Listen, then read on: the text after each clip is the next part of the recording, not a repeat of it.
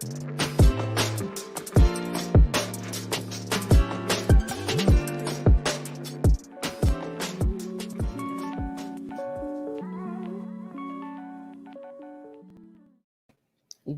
is up, Entree fam? Welcome to the Friday Helpcast here on Entree Woman TV. This channel is all about helping you simplify the video creation process so that you can reach wider and connect deeper with the people that need you the most. I believe video is the best way to do that. So whether you're getting started in video tech side of things, or you're getting started in the video marketing side of things, learning to create your own videos and share those videos out using YouTube, this channel might be for you. Because if you eat dark chocolate, it's kind of up in the air. Okay. So I'm just throwing it out there. Y'all know how we do if you've been around. But whether you're watching this live or on the replay, thank you for being here. It's just like PBS has said this. It's like brought to you by viewers or something like that, by viewers like you. Thank you. So as always with the Friday Helpcast, you can hop on and ask your questions live. You can join on your phone or you can join on the computer, where you can just go type in Diana.link/join, this little bubble over there.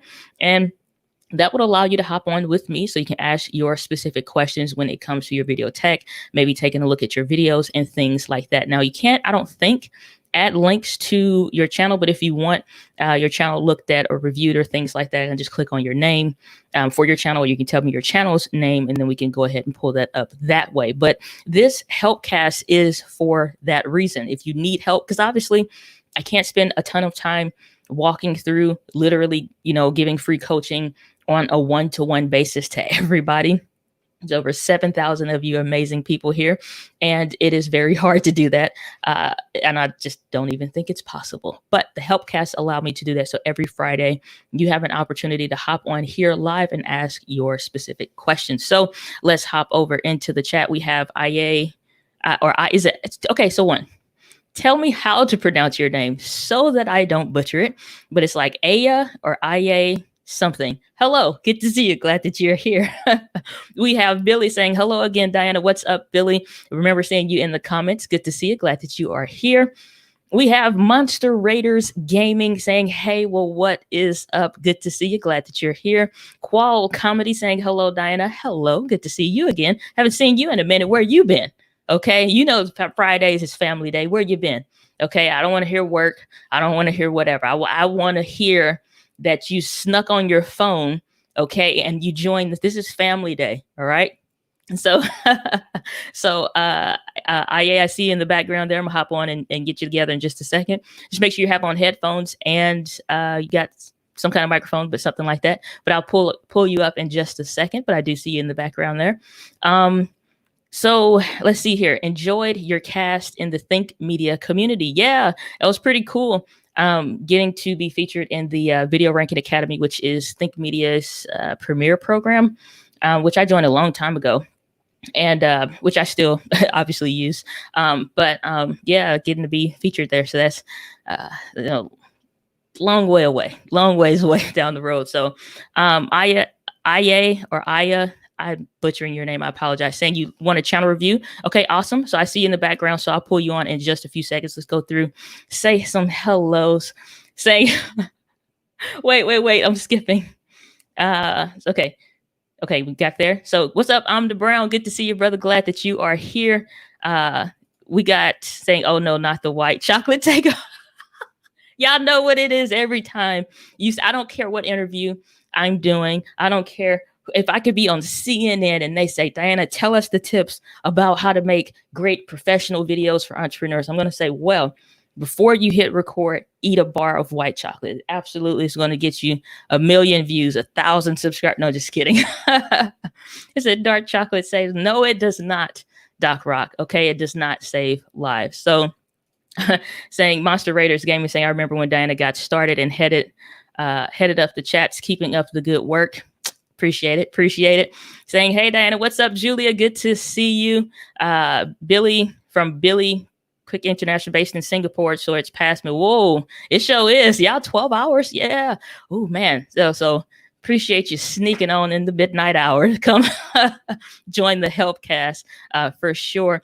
So I've been looking forward to this Helpcast. Awesome. I appreciate you being here. I'm going to hop back into comments, questions, and things like that. If you're here, I haven't said hello. I get to all the comments unless something happens like, I don't know, I run out of coffee. We got to take a break. Who knows? So, alrighty. So, oh yeah, you're saying you're having some issues with your Bluetooth headset. You ready to come on? All right. Bring you on in 3, 2. Welcome to the chat. How are you? Good. Can you hear me okay? Good to see you. Good to see you. Okay, great. Hi, everyone. Awesome. So tell me how to pronounce your name properly so I can stop butchering it. You know, you said it right the very first time. Aya. Okay. Because, you know, I apologize. I promise I know English. I just, you know, this is. So so how can I help you? You want to get your channel looked at today? Sure. No, definitely. I actually found you through VRA as well. Okay. So when you were on the VRA show. And I really struggle with the technical side of things. Okay. I really struggle with the technical side of things. Well, let me not say I struggle. I just don't know how to do them. I mean, I have to watch so many YouTube videos just to get like one thing done. So okay. I just would love a channel review, see how I'm doing. Okay, awesome. Let me pull up your name here and we will hop over. So I definitely understand that, because depending on like when you're first getting started on YouTube, it's like, oh, all these tips, all these people, who do I listen to? And, you know, hashtag all the things. So it can be a little difficult. So let's take a look. Let me make sure I pull your channel up, because you never know when you type in stuff in YouTube search, you probably get a toenail therapist or something. So let's take a look here. Let's share the screen and we'll take a look. So I think I'm okay. I know I found your channel. So let me pull this up and we will share it with the world. Okay. And let's go for it. Alrighty. So found your name, which is always good when you first search somebody's name in YouTube. Hopefully it comes up, which I see consistent thumbnails. It instantly pops. And so let's pull over the channel and let's see what kind of content that we have. So I like to look at channel reviews in 2 different ways. The first one is always going to be as a first-time viewer seeing the channel, what are the things that I expect to see? And then I'll go into some of the things like as, you know, entrepreneur, creator, and teacher, some things to kind of maybe clean up on and make some refinements too.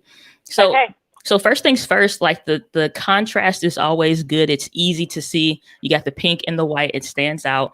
But the text is very, very easy to see. So when we're looking at stuff like this here, though, on a small scale on like on a phone, these get infinitely smaller and it's harder to see.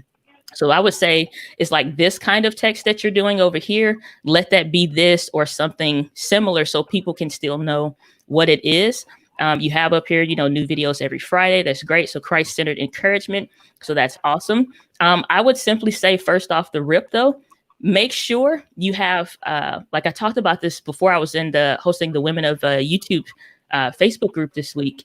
And so this is another tip that I gave there. YouTube is real estate, just like owning a home. So you basically have a front yard, a backyard, inside the house, furniture, all that stuff. But this right here, this section primarily is the welcome mat on a channel. So that is where you can put your channel trailer.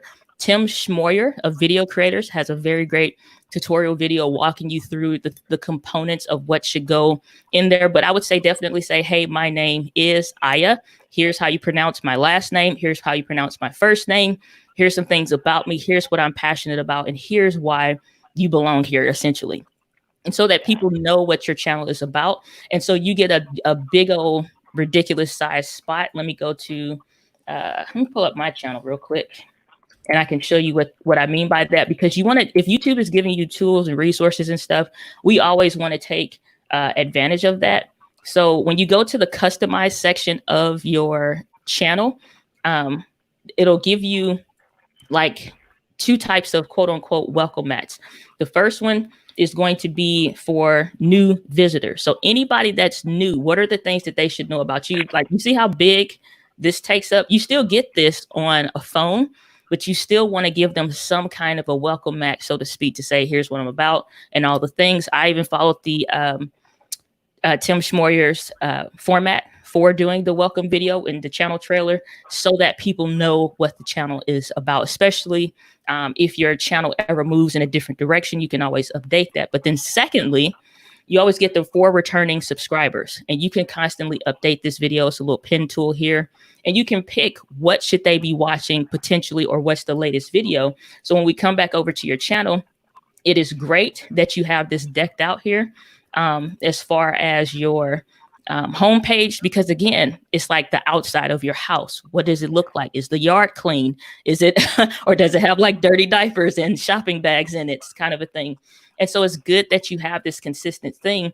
But it's one thing that I would say, which I can kind of see you getting into here from A to Z. Instead of that, why don't you do something like if you're new here, or new to your channel, or new to this kind of a content, here are the first videos that you should watch. Maybe like, so tell me real quick before I dive into it, who are you targeting specifically? So my channel is for, it's a faith-based channel for followers of Jesus Christ, to give them encouragement specifically, to build up their courage to do things that they're not, wanting to do. Mm-hmm. So it's for people who are, it's for men or women who are, followers of Jesus Christ, and, biblical-based encouragement. Okay. So if it's for encouragement, then it's still like we have to know the what. Like, so one way to identify this, who are you helping with what specifically? So if you're helping already believers, try to stay maybe on a consistent basis, or on a consistent path, or here's how to come back after, falling off a little bit, or when you feel like you have.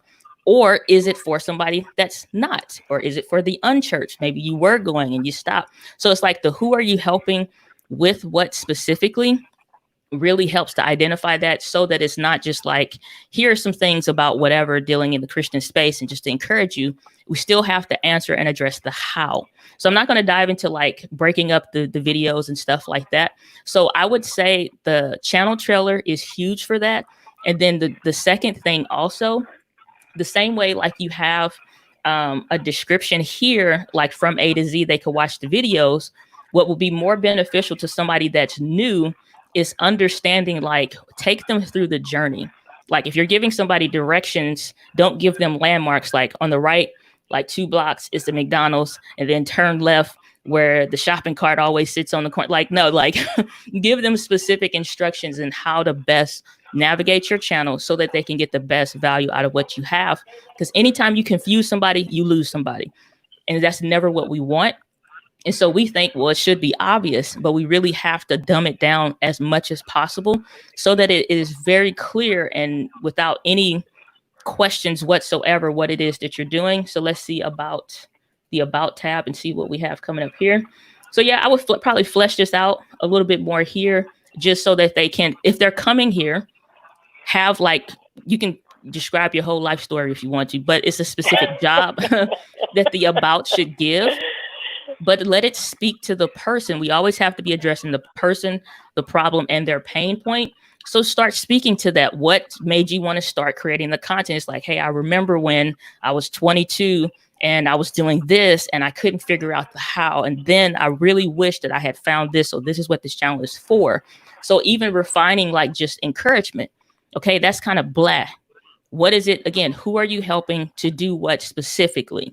And if you can answer those questions with your channel and the kind of content speaking to them directly, I see you're creating videos every single week. So that's fantastic.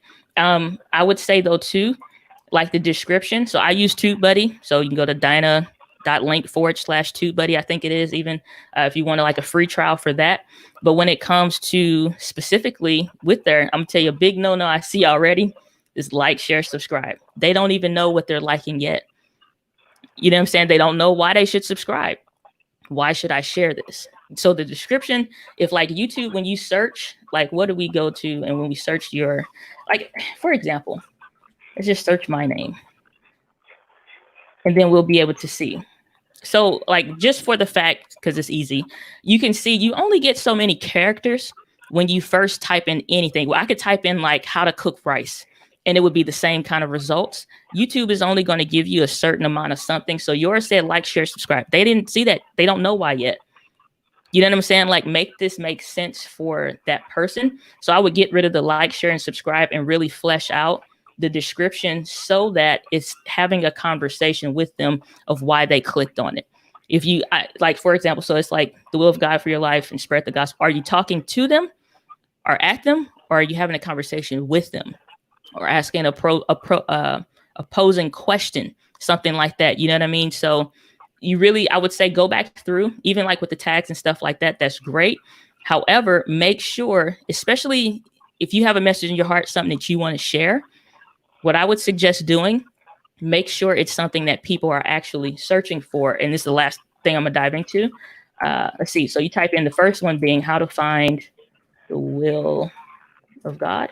Okay, so we can see here, first thing that's coming up in search, how to find the will of God for your life, how to find the will of God, how to find the will of God in my life. All of these specific videos could be specific topics, but let's just even see how many searches per month potentially something is getting and if that's helpful or not. And then I'm gonna hop back over to the chat. So it's real quick. So for who is in the chat, it's Lita. I don't know if that's English or what that is, but we cannot read that, my dear. So just so you're aware. So we can see that how to find the will of God for your life is getting 70 searches per month, and it's going pretty good. But let's really dive into understanding people that are searching this topic, looking at some of the relevant videos.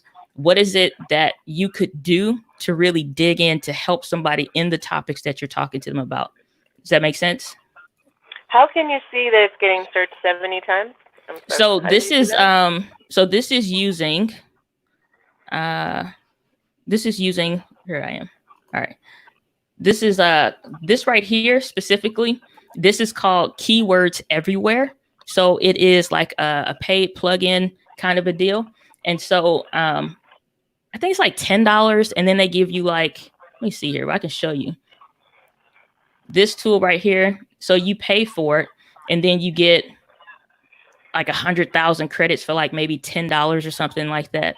So it doesn't take a lot, but if it's something that's worthy of buying, then I'll purchase it. And then like over here in the corner, you see TubeBuddy and stuff like that. So I'll use that in the process of how I'm going through and researching videos, because maybe you can alter the title to something that people are actually searching for. The content essentially can be the same, but let's actually make it something that people are searching for. Because if I just type in, this rice is better than yours, nobody's searching for that, but they are searching for how to cook rice or how to cook the perfect rice or something like that. Does that make sense? Okay. Yes. All right. Perfect. Awesome. All right. Well, my dear, is there anything else I can help you with real quick? No, that was very helpful. I guess awesome. I need a channel trailer. Okay. All right. Get to it. And actually, what was also really helppful was what is the problem that they're trying to the problem and their pain point. Could you can you link the person you're talking about with the channel trailer? Tim Schmoyer, yeah. In the notes or in the comments or whatever, I don't know. Yeah, so his channel's called Video Creators. Video Creators, okay. Yeah, okay. So I will, let me add that to the stream. So yeah, this is the guy, Tim Schmoyer right here. So I'll definitely drop a link to his channel in the chat, and then y'all can go ahead and subscribe. He makes a lot of great content. All right, thank you so much. Oh, my pleasure. Take care. You too. Bye. All right, bye. Awesome. All right, y'all. So let me get back to the chat. So super pumped and excited. Love doing channel reviews because I know how hard it was early on, and it still is at times, you know, how hard it is to kind of dig into your content and what should I be doing or fixing or whatever the case is. You know, it's just like, just to make sure that as much work as you put into your channel, that it is also producing some levels of results for you. So I'm gonna drop Tim's channel in the chat, and that should pop up there. So, all right. So let me get back to where I was at in the chat, which is so far behind now, but I left off here saying, question, I have the Cam Link and a Canon N50, but it keeps giving me a box in the frame. What am I doing wrong?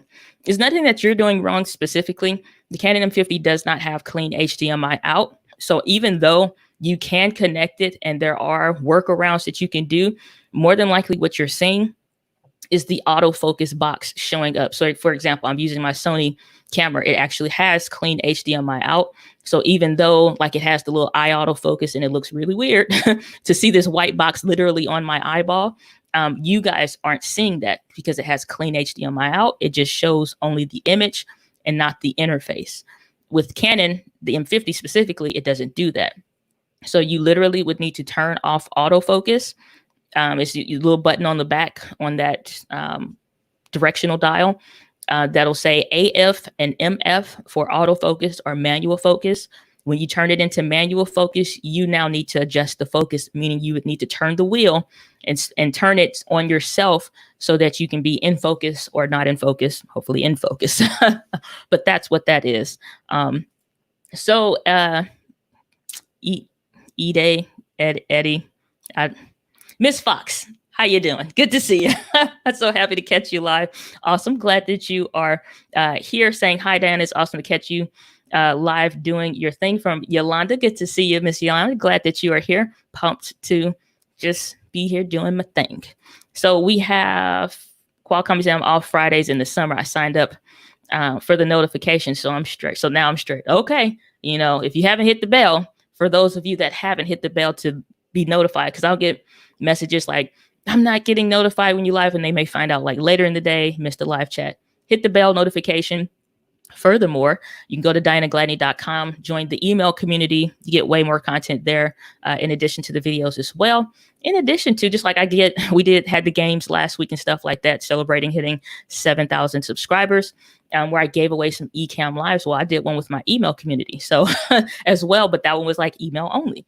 So a lot of great things happened there. A lot of fun for sure. Saying, love your show. I'd love a channel review. All right, let's see what we got going on here. So let me see if I can find it in a minute. So real quick, give me 1 second, because I need to make sure that our chat stays clean and good. So I need to check something real quick, and I'm gonna wind up probably making one of y'all a moderator in the community. So in the chat, just so like you can kind of help manage that. So if you want to be a moderator, if you've been around the channel for a while, let me know. So that'll give you some kind of powers in the chat. If you see some weird stuff, you can kind of like handle that.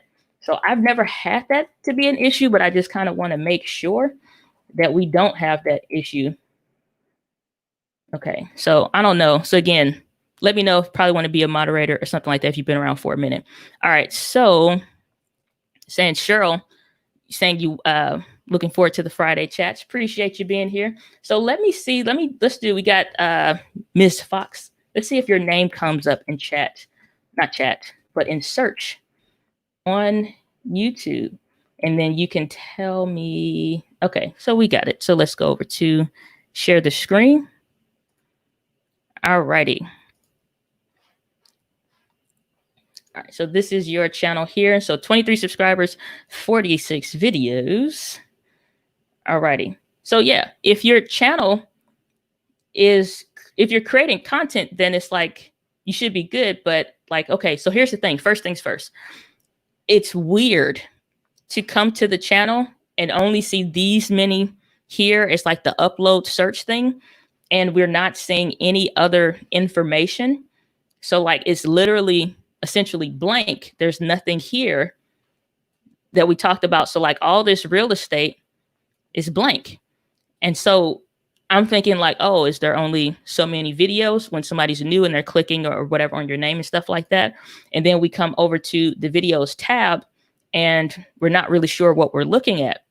And so the thing is, like, unless your channel is something different, then like, because sometimes you can have a personal channel and things like that. So before I dive too much into this, let me know. But that's the thing. If you're going to be creating videos, it has to fill in those basic tips, like making sure your channel header has your name, preferably like a picture or something like that. How often you upload, if you have a regular upload schedule, who is it for? All of those basic things that we just talked about literally on the last review, making sure we have thumbnails, making sure our titles and stuff like that are representative of what we're actually talking about, and just really filling in the blank spots. And if we don't have that, it's kind of hard to issue a channel review for something like that. So I said, before I dive too much into that, let me know if that's actually your channel that you're wanting to take a look at. So let me jump in. So IT Security Labs is saying, are you using Ecamm? No, for the Friday live helpcast, I do use StreamYard. And so I'm looking forward to not having to use StreamYard anymore. As soon as Ecamm says by the summer, the new feature where you can bring people on using a link will work. And then I can go back to my higher quality videos and the stuff that I'm used to. So I can play music, I can play videos and play the videos, and we can actually watch it together and you can hear. And so StreamYard is missing quite a bit of things in addition to the 720p is kind of a turnoff. But yeah, for the time being, until that feature rolls out with Ecamm, so it's easier on you guys, I use StreamYard. So let's see here. Let's scroll down. Can I join you too? Sure. If you have, go right here to Diana.link/join. If you guys want to hop on, ask your question, or maybe you're trying to get your tech stuff figured out, I would definitely do that. Saying Doc Rock is my good friend, is Japanese and her name is Aya. I love that name. Awesome, awesome, awesome. All right, so let's take a look. So it says, thanks for letting us know about the Camlink 4K. Ours arrived today, but we're on the Canon M50, so HDMI feed isn't clean and the Ecamm screen goes black after 30 seconds. So again, if you have the Canon M50, unless, this is for everybody, unless you know at some point you're going to buy a better camera that has clean HDMI in it, and you're just trying to make sure you pick one up right now, that is the only reason I would suggest, if you have the M50 currently, it's not actually to use the Camlink. That's not even something I honestly recommend any longer. If at first it was like the only way, and then Ecamm Live came out, and now this year you have Canon coming out with their web utility thing or whatever. It's so many limitations and so many frustrations around trying to use the HDMI version of live streaming with the M50. It's honestly not worth it. So unless you plan to use the Camlink or a similar capture card with a better camera, like I bought mine when I had Panasonic. So yeah, I owned Canon first. Then I bought some Panasonic cameras, and those had live streaming capabilities.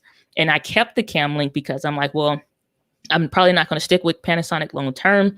Hopefully a Canon camera will have it. So when I came up with the video on live streaming with it, it was literally based on like, okay, I can work around it. So the thing is though, too, if you are running into an issue where it's just not working out, or it's 30 seconds. First of all, there's that 30-minute timeout limit.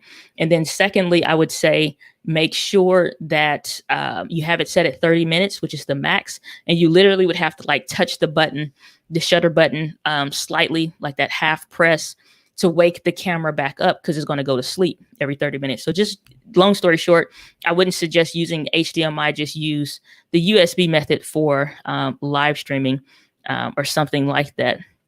So, alrighty.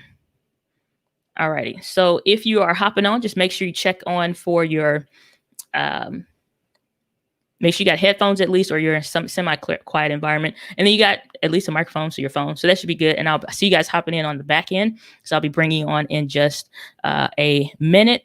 And so let's see here. Let's see. So Julia is also saying, also, it is normal that we can't alter, or is it normal that we can't alter the ISO or anything on the camera while live on Ecamm, because the viewfinder on the camera goes black as well? So again, a ton of limitations. What you use to live stream, like Ecamm or like a StreamYard or just Facebook itself or YouTube itself, doesn't matter. The thing is, the camera's limitations is still the camera's limitations no matter what you use. So if you're using HDMI on the M50 that does not have clean HDMI out, they're not giving you any hand ups to kind of help with that. Your settings and stuff need to be fixed before you connect your camera. And there's the video from back in 2018 that I did about that. That'll show you all the things that you need to do from the autofocus box and all that different stuff. So your settings need to be right before you plug it in, because that screen is going to go black. And the only thing that you will see is whatever you're using, like Ecamm or StreamYard, and the feed that they show you. But for cameras that have clean HDMI out, or if you're using the M50 via USB, then you do retain the access to autofocus, and you're able to also like tap on the screen and stuff like that and change your ISO and things like that. So I'm saying, like, just go ahead and use the go ahead and use that USB method. That way you're not having to worry about anything. So let me see here real quick, y'all. Because I don't know what happened in the chat for a second. And again, if you are wanting to be a moderator, let me know. So real quick, let me check one last thing real quick. All right, so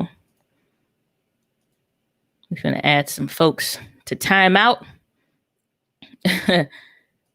And all right, so should be good there for a minute. And I promise you, Miss Fox, in 3, 2, welcome to CNN.com. No, I'm just kidding. How are you doing? You are muted, my dear. You got to unmute your microphone. Okay, sorry about that. Can you hear me now? I can hear you. Yep. We can hear you now, like a Verizon commercial. What's that, Sprint or something? Can you hear me now? Can you hear me now? I can hear you. Yeah. So I'm always having constant trouble with my technique, with my video, with the technique and all of that kind of stuff. So I watch lots of these videos, and it's really awesome to be able to watch your channel. I feel like I've learned a lot.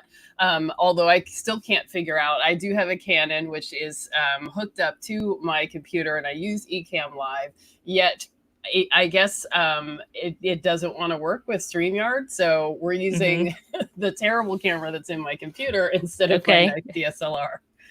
So I apologize for the background. It's okay.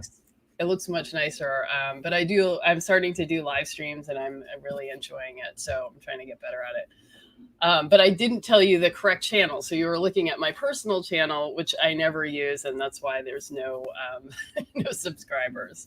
Okay. So Go ahead. What's your question? So my actual channel is The Black Carnivore, and I would just love a quick review. I've been working on it for a bit, and I'm, really trying to, build it and grow. Okay. So does that mean you're on the carnivore diet? I am. Yes. Okay. All right. Cheeseburgers for the win. All right. I'm a little familiar, so not super. Okay. All righty. Okay. Yeah, I lost 80 pounds on a ketogenic diet, and then switched over to carnivore. And once I did that, my asthma went away, and so many other problems got better. So, yeah. Awesome. Okay, I can dig it. Well, let's dive in. Let's see here. So you said the Black Carnivore. Let me get this other banner thing off the screen so that we can all see that. All right, perfect. So this is your channel here. Okay. Yeah. 766 subscribers, 49 videos. Yep. Congrats on the uploads and staying consistent. So let's pause for the cause. So first of all, that's very pretty background there. So well done automatically with the having a video there. Again, it just takes up that space for that welcome mat, letting people know whatever, and it starts watching or starts playing immediately so that they're instantly hearing your voice, getting connected with you. So I love that a ton. So first things first, gotta build out the rest of the house. It's like walking into a house when they like, oh, have a seat, and like, but there's no sofa. It's like going back to the milk crate days from college. Like, yeah, man, I get the chair, I get the milk crates, and may the Lord bless you and keep you always. So we want to fill that out with the different things. Like if you're new, like, so it's, for example, before I assume, who are you helping with what specifically? I'm helping people who are wanting to learn more about the carnivore diet or are already on it. So mostly I'm talking to people who are coming from keto or, sort of familiar with that. So, not really targeting like people who are not familiar or not interested in this way of eating at this point. Okay. And I'm building a community. So I'm starting to do live streams. So I've been doing 3 weeks now of 2 live streams a week. And so Okay. I've done less of I used to do more interviews and also cooking videos, but I've done less of those, but I want to get back to that. Okay. I would get really specific on the who, because sometimes when you have dual audiences, it can be more difficult to understand who it's for when they first get there. So, and then too, it's like says our words, our voice, our health. Up here, I would get really specific, like helping you reduce anxiety through your diet or something specific to them. So it has to be something so that they know when they first get to your channel, they're in the right space. So if you're new to the carnivore diet or something like that, or whatever the challenges may be, or why meat is better or whatever the, you know what I'm saying, specific go-to phrasing is, it has to be something specific to helping them to understand, even if it's like, so for example, most people, Black people, were used to eating traditionally like poor diets with like fried chicken and whatever else kind of a stuff. Southern style cooking, let's just call it that. So it's just like how to replace your diet from whatever, you know, something specific to the person. So that is why it has to dial into that. I was thinking about switching it to a whole foods meat-based diet to cure metabolic disease. Okay. So I would go for the goal and start speaking to like dealing with diseases through your diet. You know what I'm saying? Because we look to medicines for a lot of things. We look to others. So they need to know, and it needs to be abundantly clear when they first come to the channel, what it's about and what it's going to be. Even though live streams are great, I do like this weekly live stream here and stuff like that. I would say be cautious around only long forms of content. Because if somebody needs that quick tip about a thing, they don't always have 2 hours to dedicate. So the 3-minute videos, the 5 or 7-minute videos, the 10, 11 or 12-minute videos, so that they can easily digest and move through your content. Because if everything is long form, then it's going to be hard for people to, you know what I'm saying, really just dive in. So in the last, let's say the last month or so, you got the dogs going. Yeah. It's okay. It happens. The mailman is here. Okay. Waiting for. Okay, go ahead. Listen, the real life road rules. Okay. Yeah. Yeah. So it's like in the last, month or so, there's been nothing but long form content that makes them either leave, or it makes them have to go and search through your channel to potentially find what they're looking for. And this is where, again, if that is the case, and let's just say you had, like, you're doing a month of whatever, this is where filling out that homepage so that they can, if you're new to the diet, are you new here? Or are you did you try carnivore before and figure like it didn't work out for you, and now you're coming back into it? Here are the top 3 mistakes people returning to the carnivore diet have. So that's something that is extremely important for people to be able to answer those questions without really having to ask, if that makes sense. Mm-hmm. So that's the other thing. Other thing is thumbnails. We got to dial in the thumbnails because it's too busy.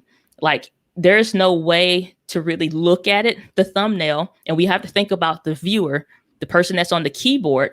When they are searching any of these things, we haven't even looked at titles yet. We're just looking at how our viewers look at our content. They're looking at the thumbnail. So you can still have something where it's you and the other person to kind of show that, like, this is an interview or something like that, but you still want to have a thumbnail. So something that's specific, that's taking up some part of the video, you can slide yourself over, but some significant part, because this is really, really, really, really, really small on a phone. And this is not even readable, especially for us that wear glasses, that need a little prayer in our eyeballs. This does not, it's not helping us at all. And so people aren't interested in waiting and spending a lot of time of trying to figure out what it is. It's a scroll past. We need to mitigate that as much as possible.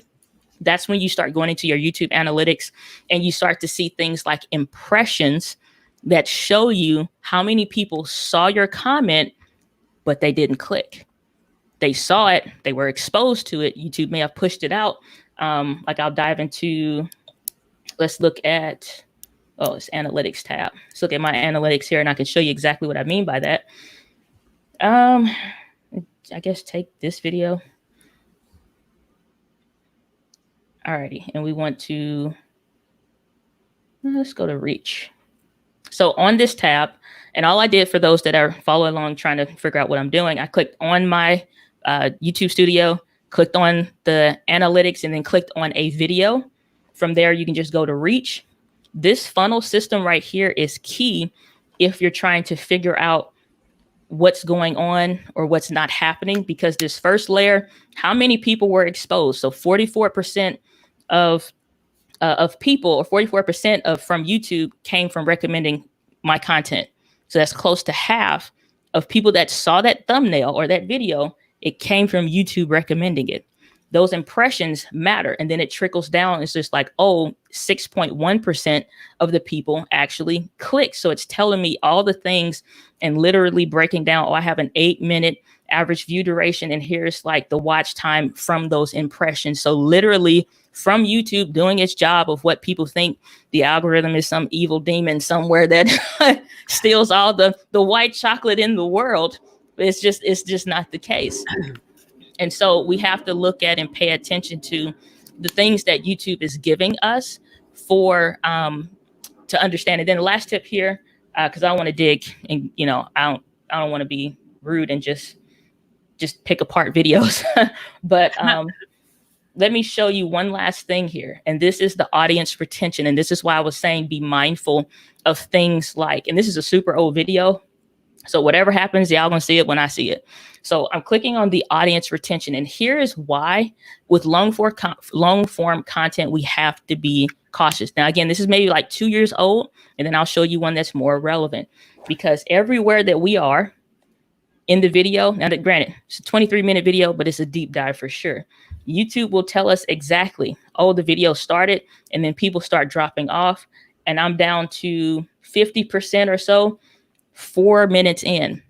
So even though the overall average for everybody that watched this video is like 8 minutes, most of the people left at 50, about 4 minutes, 50% of them are barely hanging on. And this progressively goes down.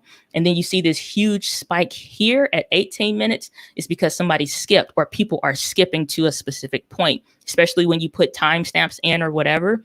When you start seeing those spikes, definitely the fall offs are people leaving. And then you see it's just dismal by the time we get to the end. And that's an older video, but you can learn from those mistakes and see exactly when you click on that, what was I talking about that was more important for people to skip past all this other junk that I was talking about, whatever it was, and jump to here, because now I'm like, now I can identify my fluff.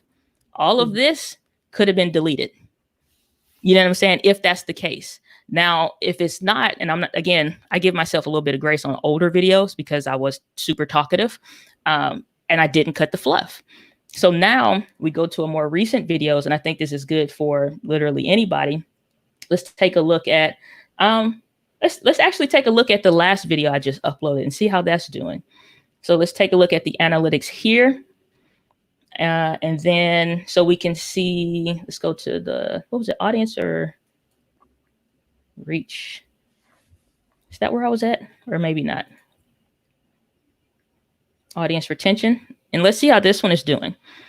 And so now you can kind of see it looks a little, got like a little heartbeat kind of a thing, some people going up, and now it's better. You know, Sword, the video that's 10, 11 minutes long, getting still into that 4 minute range, and about 50 or so people are holding on.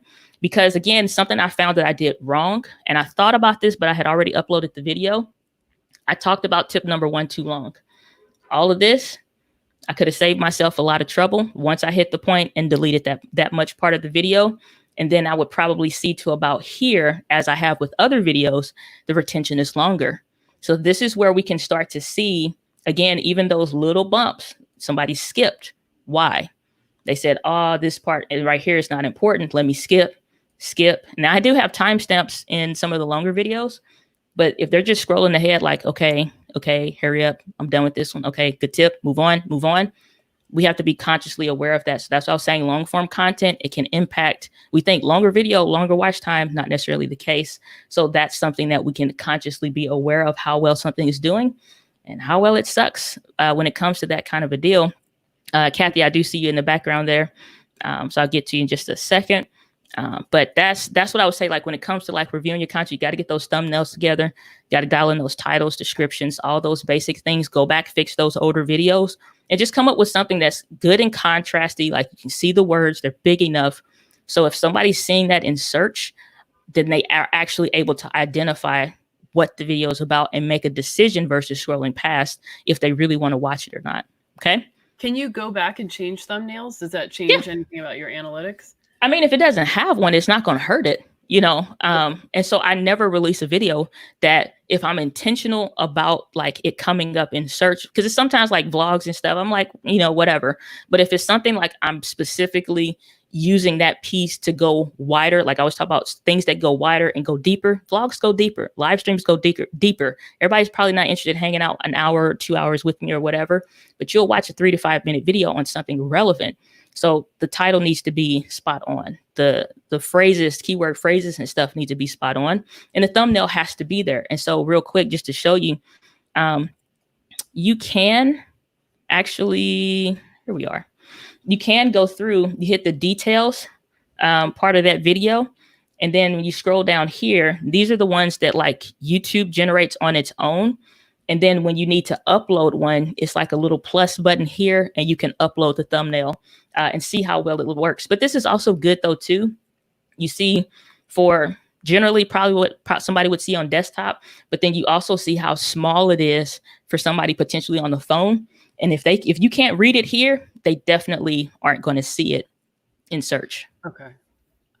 All right. Well, thanks a lot. I really appreciate all of the, the support here and the information. This is great. Absolutely. My pleasure. Well, I am so pumped that you are here and hope that these tips helped you out. Yeah, absolutely. All right. All righty. All right. Bye. Take care. All right. All right. So super pumped and excited. Let me drink some water because I need to. All right, so the chat has gotten beyond me. Okay, so let me see here. Kathy saying you're gonna come back. Still can't get rid of the box. Okay, and then Sherry, that's there. You got to connect the mic and some audio for me to be able to bring you on. Otherwise, it won't allow me to. So let me try. Okay, in full sincerity, try to go through these comments now. All right. So where did I even leave off? So I know Julia, we're talking to Julia. Bobby, good to see you. Glad that you are here. Saying 6 thumbs up, everyone, please. Yeah, if you haven't liked the video, what are you doing? What are you doing? Okay. Are you holding off because I said something about dark chocolate? Is that what it is? Community, is that what it is? Saying Cheryl saying, so kudos to you. Once I say it wrong, it's hard for me to forget the right, which is like hard for me to forget that and say there. So Aya, I hope, saying I expect many will benefit from your content based on our difficult time, saying good luck, keep at it. So some kudos to you there. Saying I've only done Facebook live streams and simply upload to our channel in 720p, so no thumbnails, etc. So long way before ready to be reviewed. Even on Facebook, you can still add thumbnails to your videos and things like that. So that's a thing there. Ride your ride. Good to see you. Because I know we had some weird stuff happening in the chat. So Doc Rock, we got you in as the moderator. So I appreciate you there.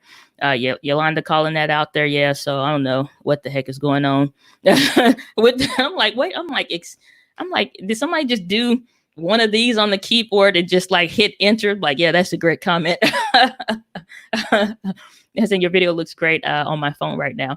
I mean, 720p is fine. It's just like, I guess you get your standards and stuff like that. So no biggie. Saying, hey, sorry, I'm late. I was caught up with my live session, but I am here. Hope I did not miss much. Yes, waiting for the eCam update. Yeah, man, I'm waiting like nobody's business. Okay, because I'm telling you, me and StreamYard are going to pass away from the channel for a bit as soon as that feature gets here. So Mehmet, good to see you. Glad that you are here. Saying I'm new here, but here to stay, or what have you. Okie dokie. Good to see you. Glad that you're here. So let me scroll down. Okay. I'm catching up. If you got a comment, you want to hop on live, ask your questions, or so on and so forth. Sherry, let me know in that private chat box there if you are ready, and I will bring you on, my dear. And then let's see here. All right. So this is a great stream. Thank you for all the help. My pleasure. And Julia is saying, I was so impressed by the image quality on the Camlink 4K and thought there were workarounds to using the Canon M50 to live stream, but use the USB at the moment. Wanted to upgrade our setup. Honestly, a lot of people make, and I sometimes wish I could find who says these things online, which is where that video was birthed out of, just getting so many comments and questions around, is the cam link and the HDMI better than the USB? And it's like, I streamed on this channel for like 2 years with USB. Nobody complained about it. And even up to the point of like, was it yesterday? It was yesterday. I got a comment on a video that I live streamed with the Canon M50 on USB, and people were saying like, oh my gosh, quality was so great. What lens, what camera are you using? Is that the M50 kind of a thing? A lens is far better, going to give you way better quality than any like HDMI via USB. None of that matters. You can buy a better lens and instantly change the quality of your Canon M50. Everybody I know from, we have Marshall Fox, who's been doing a lot. If you're a part of the Ecamm Live community on Facebook, he's been doing a lot, diving deeper into the M50. So if you guys want more content on the M50, for sure, check him out, at least from a live streaming perspective as well. I don't know if he's on YouTube, though. In addition to some other people here that have been using that same lens, the Sigma 16mm lens in their M50, getting some colored lights and stuff like that. Amazing. Felicia, that's been on the channel. You guys have seen her before on these helpcasts as well. QualityLooksTheBomb.com. All right, Sherry, I'm bringing you on in 3, 2. Sherry, are you there? Can you hear us? I don't know if you can hear me, but I cannot hear you. All right, 3, 2, 1, and put you back in the background and let me know when you are ready. Are you there? 3, 2. All right, let me know when you're ready. Let me know when you're ready. So let's jump back into these comments. Sand Dodgers saying, good to see you. Glad you're here. I've been seeing you in the comments saying Sony ZV-1 versus the A6100, taking into account price of good bokeh lens and the best budget YouTube camera. I honestly think it's two different cameras. Not everybody that wants a camera for video and YouTube and whatever else that's doing that wants to swap lenses. That's where the ZV-1 fits in. Most people buy like the Canon M50, Panasonic G7, even like whatever basic cameras under $500. They're buying that camera with the intent to only use the kit lens. They don't even know about needing better lenses for better quality. You just see a video on YouTube that says, hey, I use this camera, not knowing any of the things that go into it. And you just figure, well, I'm going to buy it, take it out the box, and this is what I'm going to look like. And it doesn't happen. So here's what I would say. If you're into and wanting to buy a better lens for video with your camera, then get I wouldn't even, in some respects, I wouldn't even say bother with the A6100. Go ahead and get you a used even A6400. All of my cameras, with the exception of, I don't even think the A6600 is new. All my cameras are used. All my cameras were bought used. Only some of my lenses are new. Other than that, and I see you guys hopping on in the background, so I'll bring you on. Julia, I see you. Kathy, I'll bring you on. Sherry, let me know if you're ready in the chat or what have you. But Sherry's saying she's ready. All right, so we'll bring you on. But when it comes to like price and stuff like that for your actual camera, that it's really not the deal. You need to know if the features match what you're trying to do. If not, squash it. Because you'll buy a camera that can't do what you want, or you'll find out later if you get the ZV-1, for example, you really do want to get a lens and dial in more specific looks, have the ability to, it's two totally different worlds apart. So it's not even really comparable. Sherry left. All right. So Kathy, you're on in 3, to welcome to CNN.com, where no, just kidding. Hi, Kathy. How are you? I'm good. I'm here to represent the fans of dark chocolate. No, just kidding. You know, and Kathy, we're letting you go. Bye, Kathy. No, just kidding. Ouch. That's what happens to dark. We just take you off the stream. We're done with it. We're done with it. You know. We go. We're behind. There's so much value in your channel and in the information you provide, but I cannot get behind. I'm actually streaming through just an Ava Media a live stream. Because I on my channel, my brother and we do a Saturday night live show where we just talk pop culture, but I have a Canon, a Rebel T6. I got the Canon M50 because I thought, oh, I'm going to be a YouTuber and that's going to be great. And again, I was fooling around with that autofocus or trying to take the autofocus off, but my choices with the Rebel 6, it was saying flex or it said live mode, but yet that it still pops up, that little box. That's the autofocus box. It'll just follow you around and whatever. You got to go into manual focus for that to go away. Okay. So if I'm streaming with video, I can do it with manual focus? Okay. That just means that you're turning the lens to make sure you're seeing clearly. But if you move out of that focus range, then, you know, you're kind of screwed. Like, for example, I'm at a f1.4. So all of this behind me is a little slightly blurry or whatever. If I move, though, because the autofocus is enabled, or if I put something up to the camera, that will be in focus. With manual focus, I'm just kind of stuck between this range or whatever. And if I move out of it, I get blurry. Okay. And I know for a channel, if you're only doing live form video or live streams, and they're so long, should we have like some shorter videos to try to generate interest? I mean, the channel is kind of under my name, K-Walk Comedy, but we've been doing, and again, our thumbnails, I don't think they're terribly exciting. So I'm just wondering, should we try to edit or do some small videos? Because it's just kind of like a pop culture show, just kind of fun chit chat about whatever topic we pick for that week.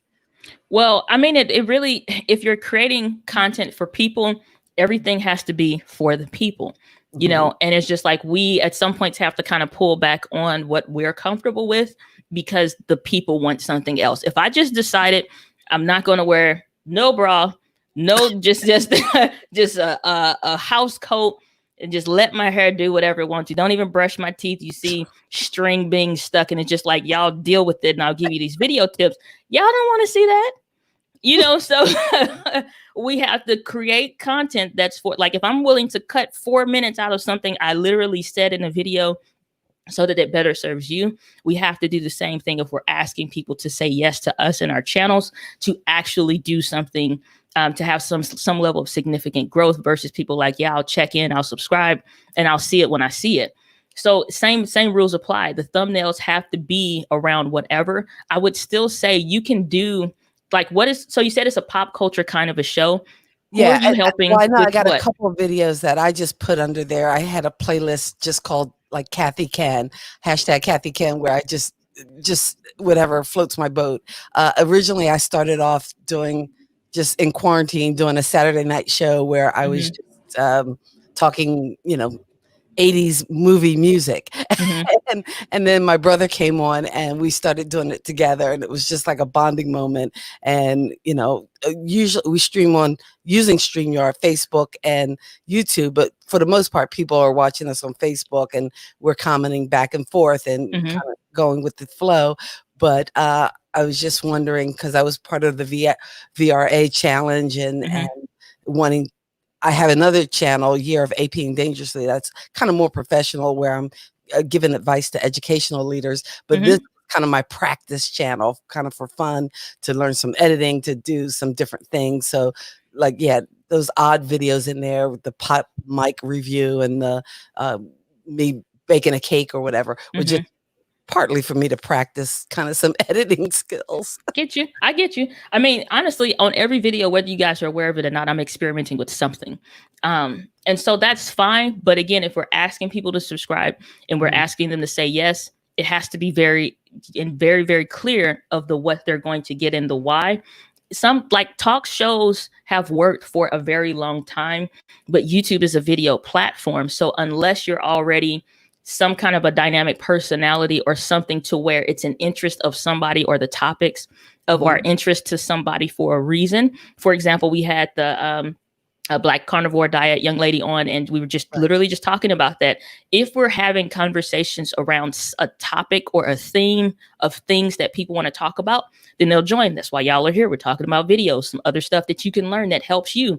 Not because I want to talk about white chocolate all day, not because I want to talk about coffee all day. You know what I'm saying? If I literally just said a plot, you know, yeah, if I just talked about y'all, like, I don't care about that, Diana. Like, I didn't come here for that. The coffee and white chocolate show. I might keep it up. I might. No, just like so. If we're asking people to say yes, same rules apply. This is a channel about whatever. You can take some tips from the Joe Rogan podcast where he's able to play some clips about some things and take a segment out of something. But if it's random content for random things, it's just really hoping and waiting and wishing that people find it and they like it. We have to still follow those same basic rules about having a channel header, having a, channel trailer, really dial into the thumbnails about something that's interesting, because if people tune in a podcast, they'll watch the content and something like that, but it's like, it's them first. It's never about us first. It's always, if you leave with the them first premise, you can find a way to win in any niche or topic. Maybe your channel won't grow as fast if it's more variety, but it's possible. But you really still even have to dive in. Either they're attaching to you like a vlog because it's a personality kind of a thing, or they're attaching to you because it's more of a topic and an interest. Y'all don't know me other than you for the video stuff. And then you come to know me, and then you come to like me, and then you hate me because I talk about white chocolate, but then you love me because I still let you on the live stream. But it's just the idea, because the advice you give and the content you provide, it is the content you searched about you first, though. You searched for something that was going to help you first. You never searched my name. You search for something that was going to help you first. So even with funny cat videos or whatever else, people are searching for things that they want to know about that's going to do something for them first. And if we aren't serving them in some capacity, we can't expect them to say yes. I hear you. Okay. All right. Thank you so much. Enjoy. My pleasure. All right. Take care. All right. Julia, I see you. Sherry, you ready? 3, 2. Sherry, are you there? Oh, shucks, Sherry. We're gonna boot you out. Oh, I was about to say. You almost didn't get that. Listen, I was about to say, this ain't gonna be them blue commercial. If you or a loved one would like to join the live stream. It's literally my first time doing it. I've never done it. Congratulations, you figured it out. I hit 2 buttons and I went live. There you go. That's what I'm talking about. Get it done.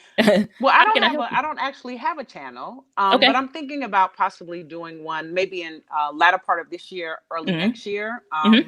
I'm a certified health coach. And I'm thinking about doing some content on that. My target audience is definitely be caregivers, because that's my group, caregivers who are in a position where they're giving care and they actually need to take care of themselves. That would be my core audience. So I was just wondering if I'm thinking about doing it, but I guess I'm just wondering if it's really going to serve me. A couple of videos ago, I saw that you said that if a business is going to be in business, they definitely need to have a YouTube channel. And I am thinking about possibly having my own LLC. So I'm thinking about maybe tying the two together. So that's kind of where I am with it. I would say this. If you are talking about creating a channel, we instantly got to delete the whole, how is it going to serve me? Because nobody is on YouTube looking for something like, how can I really go help give somebody some AdSense money today? They don't care. That's just like I was just saying, nobody ever searched and found this channel because they really searched my name. Like there's no level of significance yet in my name. Gotcha. The significance comes from the topic and serving the people that are searching for the topic, period. Then my name has some level of significance. So if your coaching business is going to do something, now you can tie it into a business model that makes sense. So the videos serve the business as well. It's a complement to it as well. That's all. It makes sense to make that a part of the model. But if we're creating videos, they don't care nothing about the ABCs and the LEDs and the DVDs underneath your name. Right. How can you help me within like the first 5 seconds, or I'm leaving, going to somebody that understands? It's always going to be diving into the person, the problem, and their pain points. So if you're thinking about creating a channel around something that's going to help people around, you say certified health coach, or you said like certified life coach? Certified health coach. Okay, so health coach specifically, if it's saying something like how to bounce back after a diet didn't work, maybe that affected your metabolism in some kind of a way, or it turned you off to wanting to the whatever, here's how you can kind of pull out of that thing. The video's never about me saying, well, I've worked with these clients and I'm name dropping and I've helped Tony Robbins and his pecs is a result of my help. You know, it's like nobody cares about, you know, they don't care. So we always have to assume they don't care unless you care about helping to serve them with their problems and their pain points, and the more specifically, their current pain points. Otherwise, it doesn't matter. They'll never search the content. They'll never find the videos. They'll never click on it and watch it. And if those that do find it will leave. Right. So it makes sense to have it for your business model, especially it speaks to when people start researching you, because they will, like, let's say they find you on Facebook. Or they see you on someplace else, LinkedIn or something. They'll go start to search your name like we do for restaurants, coffee shops, and see what's what. When your videos come up, they can get to know you. They can start to connect with you, see how well you communicate or how well you understand their problems so you could potentially help them. And that absolutely leads to clients. I still very much so get great clients by way of my YouTube channel, not just for like video editing and production, stuff like that, but specifically for video marketing and consulting, because you understand the person that's searching for that, the problem that they are having, and how you can help them to solve that. So when your content does that, especially for the specific niche in the field that you're in, then those videos will serve the business, and you'll start to see some circular things coming around as far as like a format and a system and a funnel that makes sense to serve the business. Okay. Very good. Okay. I appreciate it. All right, Sherry. I'm so pumped that you got through and you turned that camera on the first time. So let's give it up for Sherry. Let's just raise the roof from back in the day. No, just kidding. All right. You have an amazing one. You too. Take care. All right. Bye. Oops. So I accidentally cut that off a little early. I'm getting better, y'all. Getting better. Promise I'll get to the chat. See y'all in here. But we got Julia been holding on in 3, 2, 1. What's up, Julia? Good to see ya. Hello. I'm not sure if you can hear me. Can you hear me? I can hear you. Okay. I don't know if I should put it this way or this way. Which way is better for you? I'm on my phone because I was wanting to show you some tech stuff. Just turn it horizontal. That way we can see more. That way? Yeah. Does that work? All right, cool. Yep. Go ahead. Well, welcome to Scotland, by the way. Hey, I knew I was going to get overseas this year. I knew it. Sorry. There we go. Love it. Summer in Scotland is our summer wear. Anyway. Oh, right. Thank you so much for all your help with all these tech things, because I have no idea what I'm doing, and all the stuff I have learned, has been from you. So thanks very much.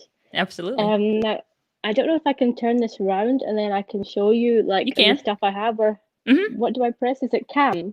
Do I press cam and then that flips it around, or?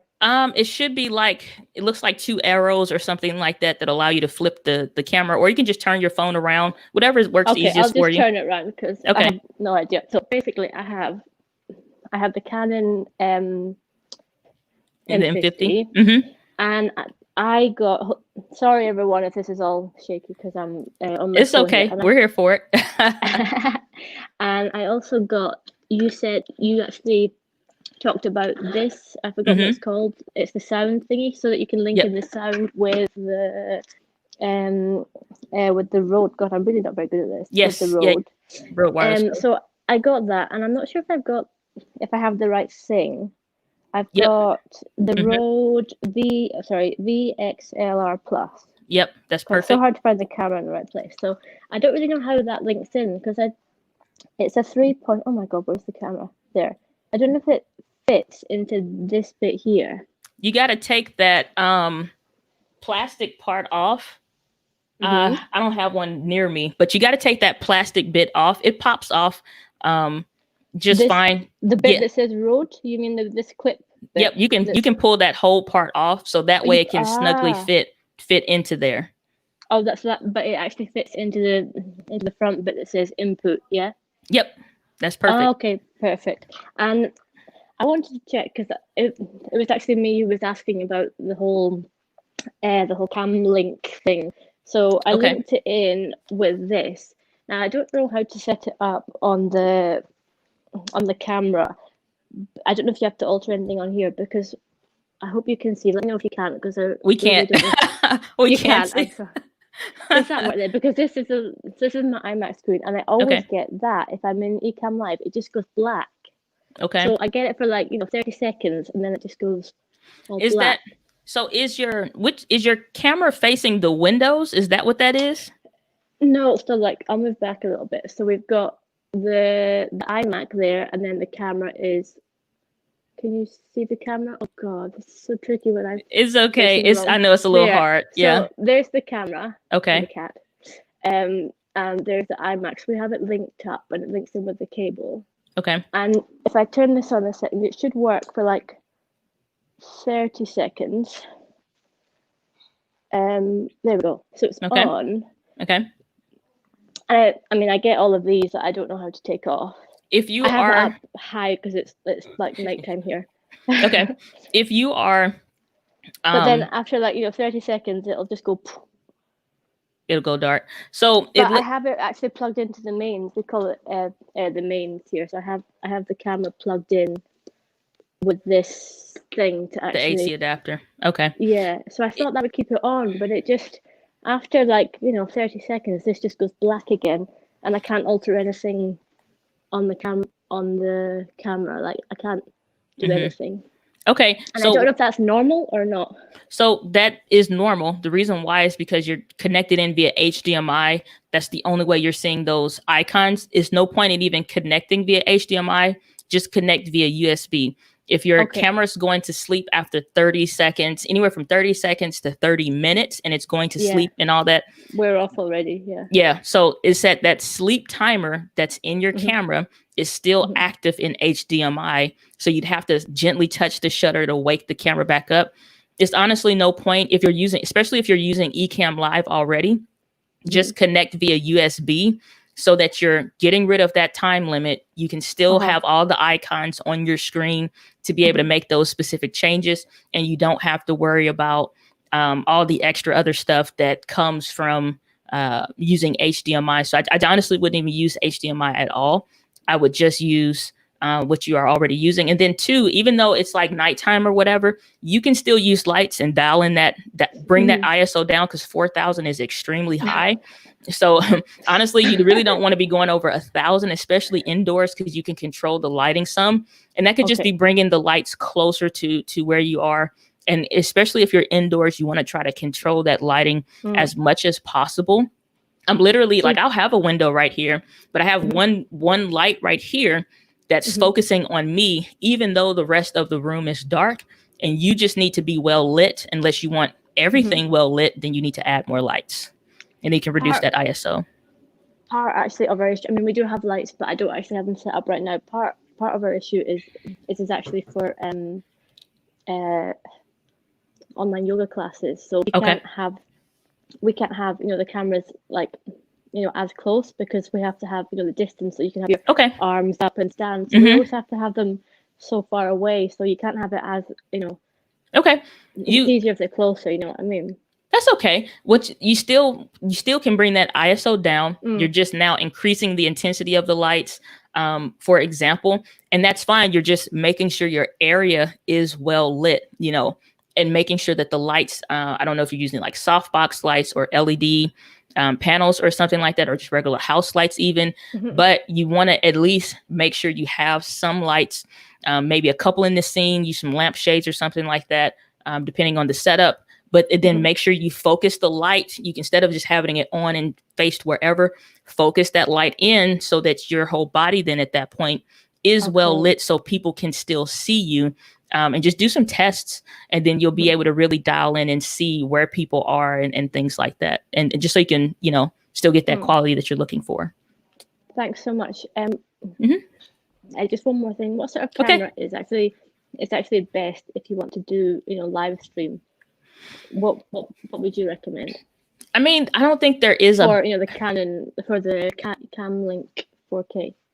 I really don't think there is a best camera per se for live streaming, because it's hard to tell you something to buy if everything, it may be great at live streaming because it has clean HDMI out. That's honestly any camera that will be good for using a capture card in live streaming.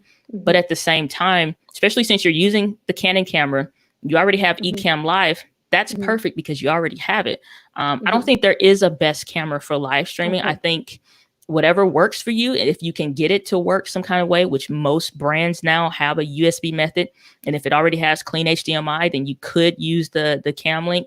But honestly, it's like if you're buying a camera, don't just get it for one singular thing. Make sure it meshes with you and how much you're willing to deal with stuff. Because sometimes I don't recommend Sony cameras to everybody, because they may want to touch the screen and you can't on these. You got to use the buttons, and that little thing could be like, oh, the hell with it. So use what you have. But the Ecamm Live, if that's what you're using already, just switch to USB and that will be fine. It's for what you're honestly trying to do. Not because of, it's just not as sharp, but you know, a lens. That's just the way. That's just a lens. Is that what it is? Lens and lights. Okay. Yep. It don't matter if I put a kit lens on this camera, turn the lights off or whatever, it look like trash. So lens and lights. Okay. Okie dokie. Thanks so much for your help. Absolutely, Julie. I'm so glad to meet you, and Really hello nice to from meet St. you. Louis to Scotland. I've been watching for ages now, so thanks so much. Nice to meet you. Absolutely. Bye. Take care. Bye. All right, Mario, I see you in the background there, brother. I'm getting to you in just a second. Let me catch up on these comments. So super pumped that we have a lot of people joining in on the Helpcast today. Always makes me extremely happy. Let me scroll a little bit back up to try to get this in here. So let's see here. Makeup with Jessica. Hold on. Say, what's the best camera to use for filming? Again, it's like, I don't think there is a best camera for whatever. Every camera has different features. It's easy to say, get what I use because I love it and it's perfect for me. You may buy it and hate it. And it's easy for me to say, hey, get Canon, because that's easy for a lot of people. And you say, yeah, but it doesn't have the things that I want. I did a video about this a long time, and it is a long video, maybe like a 20-something long video. But literally, you guys have to dial into and type in for yourself, what are the most important things, not type in, but write in, what are the most important things that you want out of a camera?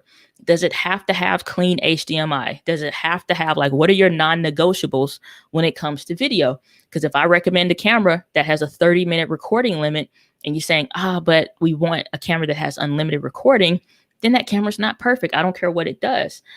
So like I said, there was a video, and I'm gonna show you guys real quick, that I did, and it's this one here. Yeah, there we go. And it's this one here that's about before switching. This is before I buy a new camera, so that I don't waste my money and I'm not buying something that eventually I find out later, oh, it didn't have X. I make my list of non-negotiables. How much are the lenses? What lenses am I going to buy based on the focal length that works for me? Like a 16 to 20 millimeter for close range in this room, 35 millimeters if I want a different kind of look is what I usually use. And then I'm gonna get a kit lens. So what prices are those lenses that I'm planning to buy with this new system? Like I looked at Fuji, and I'm looking at, in my price range, which camera has the features that are non-negotiables. None of the Fujis had unlimited recording. None of the Canons had unlimited recording. And for the Panasonics, those were out, because another one of my non-negotiables was the there we go. Okay, let me switch. So one of my non-negotiables, unlimited recording, 4K video, with autofocus. No, I don't want to do no silly stuff like with the Canons. Not anymore. You know, it's like, so is it going to allow me to do the things that I want? Clean HDMI for live streaming before live streaming became, you know, all of what it is. Like all of this stuff has to hit. And if it doesn't have it, do I want to sacrifice a couple features or what have you? So the best camera for filming videos or YouTube or live streaming or whatever, make your list of non-negotiables and then go from there. Let's bring on Mario real quick. In 3, 2, good to see you, brother. How are you? How you doing? Doing good. Good to see you. Good, man. Oh, first off, I want to thank you for all the help that you've given us in the community. White chocolate in the house. Come on now. That's what I'm talking about. White chocolate in the house. I need help with. I don't really have an eye for design or how my channel looks. So I was wondering if you can help me with some suggestions on how to make my channel look a little bit better as far as when people go on there. Okay. So is your the name The Cutting Edge TV? Is that your channel name? Okay. Yes. So in addition to the style that we have or what we like or whatever, we also have to think about what that person is kind of expecting or liking or wanting to see. Okay. So let me pause that real quick. So I see you got that welcome mat there, so to speak. So that's there. So the thing is though, so I'm being completely blunt and honest with you though. Give it to me. This is antiquated and old school looking. That's why I don't. You know, okay, so this is like the church brochure for your auntie's church that you went to that give you a peppermint, you know what I'm saying? Kind of like that's the vibe I get. Now, I grew up in church and all of that. So it's like, who are you trying to reach with what specific? If it's the aunties, then cool. If it's the me's or the somebody else's or my cousins or, you know what I'm saying, somebody in a certain age range, like the vibe that you have, like the stuff that you like, don't feel like you have to speak to or stick to what traditionally you may see other people doing. Like, be you. Every brand has a maturation process where it's maturing, it's changing the colors, it's changing the font. So if the Cutting Edge is really breaking down the word and breaking down the Bible in plain English, then say that and have it there and you can put you up there and have some text on the screen. What I'll do a lot of times, channels that have nothing to do or that's not in my niche, I'll go and research that channel a lot. Like stuff that I just personally like, that I'm vibing with or that my audience is vibing with. And I'll take screenshots of all of it. And then from there, I'll start to see, can I go and recreate this thumbnail? But for me, can I go and apply or do these colors that I have in mind kind of work? And then you just really gotta try it. I use a tool called Canva, canva.com.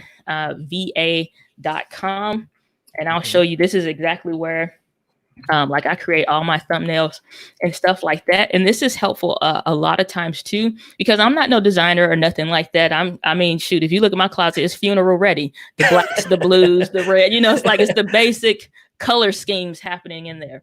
But you can start to get creative with some of the other stuff. I can even go and break down some of the other thumbnails that I have made. And it's not even based on anything that I have done because it was my idea. I'm looking and searching through other videos. And so if I want to move and change the text, then I can do that. One thing I did though to really help though, I hired a young lady that helped me with design stuff. I'm like, here's what I have in mind. Here's who I'm trying to reach. And here's my vibe. And like when somebody comes to my channel, this is what I want them to feel when they see my stuff. I explained that to her. I hired her to do a brand guide so she can give me the fonts, the type of the text. She could give me the colors, like the specific like HT, whatever it is, hex code or something like that. So like my brand colors are over here. And so like I always know what my colors are, and she really helped with that, my brand fonts and all of that stuff. So every thumbnail can kind of stick to that same or similar format, even the one that I made for today, but it's simple enough that I can do, you know what I'm saying? So like this thumbnail, like the background with a bunch, because I wanted to start showcasing like y'all can join and y'all can hop on and be here too, not just me doing a monologue. But so I went in, took some screenshots, and if I pull that back, like all of these pictures are removable. It's just drag and drop. You know what I'm saying? So I don't try to get super technical, and you can go hire somebody to help you pick up the pace, or help you like get to like, hey man, I'm trying to reach a man that's like 27. He been, coming from whatever kind of a stuff, and now he's really trying to dig into the word so he can get a better lifestyle with Christ. I need to reach him. So maybe that's a navy blues, some blacks, some whites, some whatever. And then you kind of go and like with your colors, with your font, you can go hire somebody that you see or know of somebody or whatever to give you like a brand style guide and go through, and then your thumbnails and all of that can fit that. Because again, let me clear that off. If I'm looking at the channel, that's problem, honestly. A lot of Christian content is antiquated looking. It's tacky. Yeah. You know what I'm saying? Like, and nobody wants to vibe with that, but the channels, like somebody who I think does a great channel of that. His name is Justin Coe, or that Christian vlogger.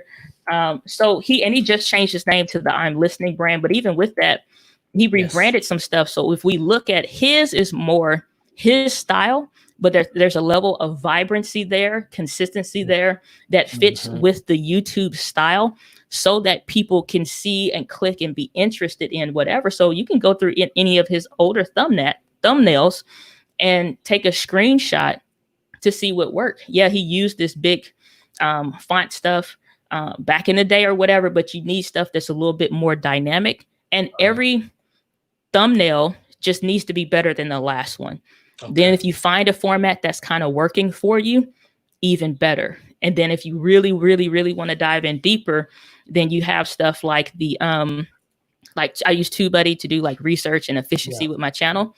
They have on their Legend account, which is an investment for sure, but they have what they call A/B testing. So if I wanted to try one thumbnail and compare it to another thumbnail type to see which one performs better and my audience is reacting to better or responding to better, then it'll say, hey, more people clicked on the one that was the thumbnail B instead of thumbnail A. And then I could just like drop completely thumbnail A style and format and move forward with thumbnail B because people are resonating with that kind of a stuff. Okay. Yeah, that sounds good. Yeah, I just needed that brutal honesty. You know. But yeah, I already knew that it wasn't as good as it could. I knew it was old school, but like I said, my design eye is not good. So that I was thinking about possibly hiring someone at least to get me jump started and then just go from there. Yeah. Cause they can like ask them to for real put together like I promise you, I resort to my brand style guide all the time just to make sure so I don't make those same mistakes again. Cause I don't either. You know what I'm saying? I can't really if I see a color scheme or something that works on somebody else's channel that I'm subscribed to, they could be talking about forestry for all things. If I see something that is like, it kind of makes sense. I'm like, oh, I could probably do that with a camera, or, ooh, I could probably do that with the lens. Now I'm just using something like Trello, or you can keep a folder on your desktop, whatever, that are thumbnail inspirations. And I'll kind of make something along with that. Cause otherwise I ain't making no goofy and all that, it's like, I'm not traditionally, I wouldn't do that, but I'm like, okay, people like the point. So let's point, so those are some of the things. It's a little bit of experimenting in there, but take some inspiration from some other channels and stuff that you like, that you click on, or even if it's somebody new, even on my phone, I'll save that stuff and I'll use it for inspiration for later. Okay. Sounds good. Thank you so much for your help. Absolutely. Take care, Mario. Appreciate it. You too. All right. God bless. Bye. Man, love those kinds of conversations.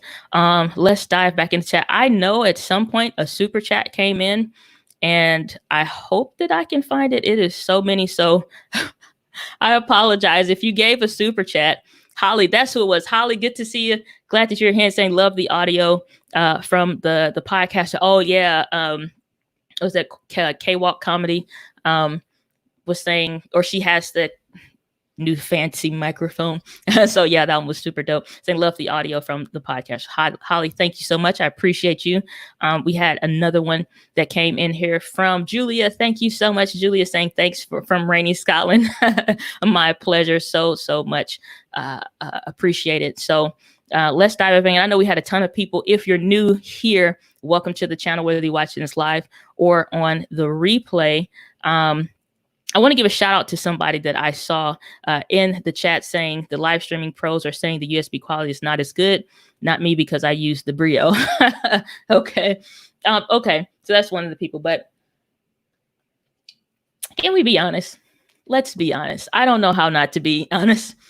I know David is heavy on the quality for everything, but for the average person, they are not going. It's like the Walmart TV experience. You walk into Walmart, there's 73,000 TVs on the wall, from some huge and super big to super small. If you pick something in the middle or slightly increased above the middle, then when you take that to your TV at home and you invite somebody to watch the game with you, they aren't saying, oh man, you really should have spent $100 more to get that better TV at Walmart. Like, no, they don't know. They just say if it's nice or not. And so that's the same thing like with live streaming.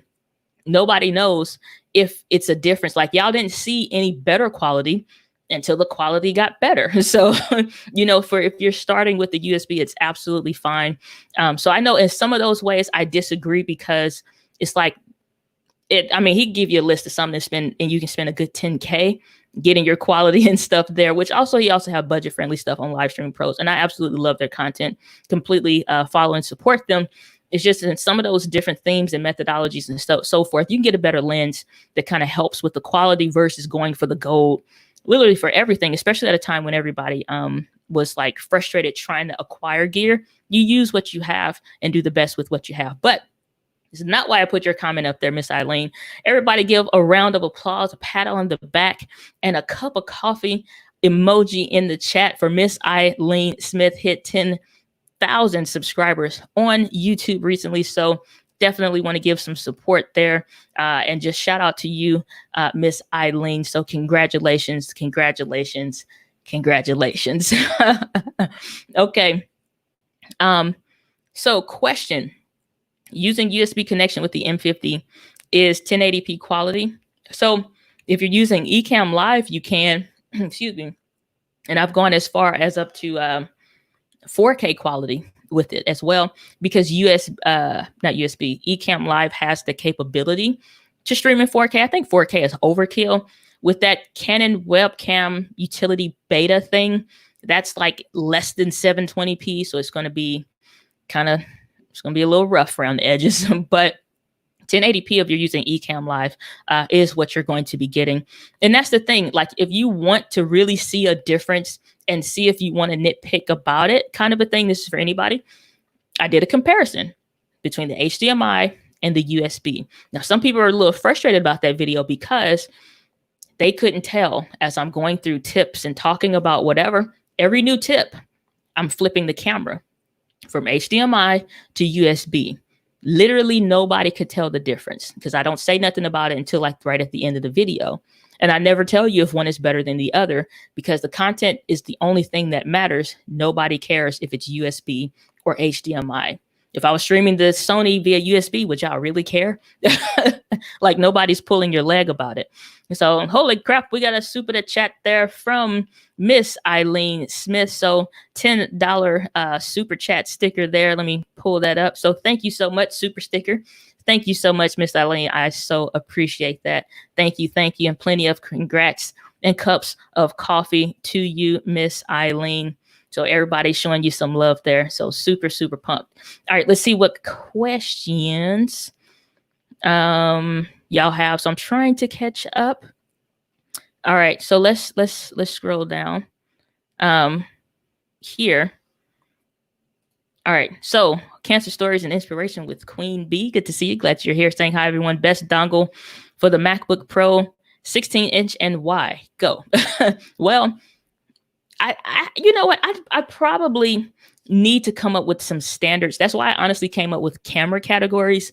A standard camera category, and I probably should do a dedicated video around it, but a standard camera category and an advanced creator camera category.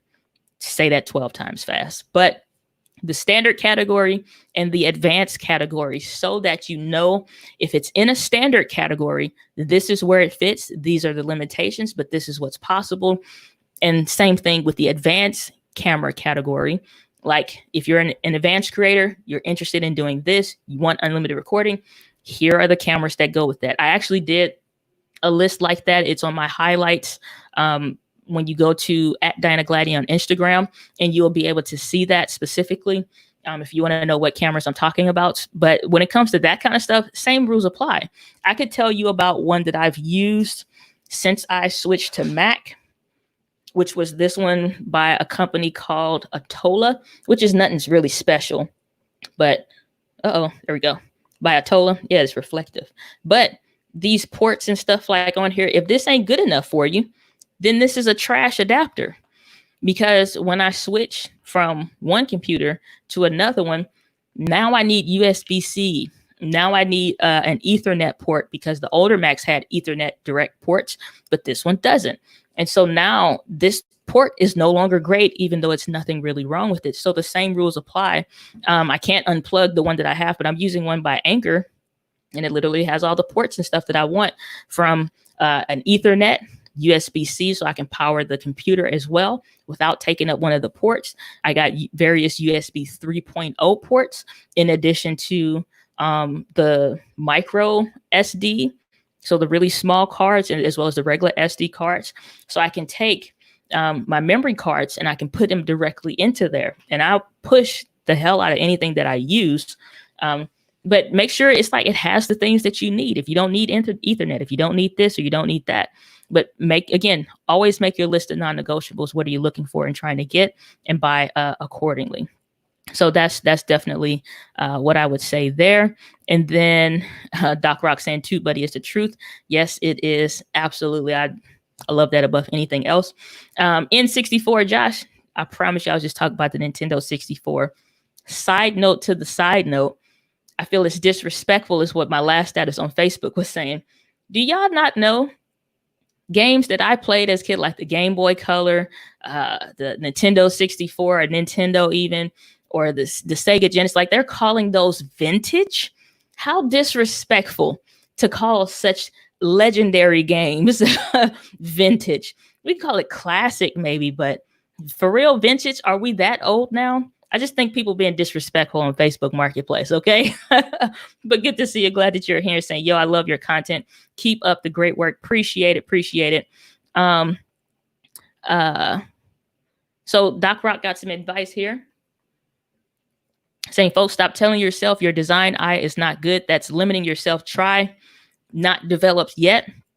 Now you have room to grow. 100% agree with that. Absolutely. So Sandy, you're asking, when do I go live? I go live every Friday. The time could vary. So like, reason why today was slightly earlier, it's usually between like 11 and 1 p.m. I haven't been able to get like a dedicated time because sometimes stuff happens. But like, so this morning, I was doing an interview for the Women of YouTube podcast that's hosted by TubeBuddy. So I was doing that interview this morning. So as soon as that was over, I was like, let's give like a 30-minute cushion. 12:30 was the time, Central Standard Time, that is. So usually that's usually what I'm doing there. So, all right, so let's scroll down here. Doc Rock saying he saw my post yesterday. Yeah, it's hard out here in these streets. I'm looking for some Pokemon games for my Game Boy Advance, and I was just like, oh, maybe I could pick something up locally. And it says, oh, vintage games. I'm like, first of all, ma'am, I will never buy from you. You disrespecting my gangster right now. Because it's like, no, it's like saying CDs are vintage. No, vinyl is vintage. Okay, the records are more vintage, but even still, there's a level of classicness to that. It's just like, you know what?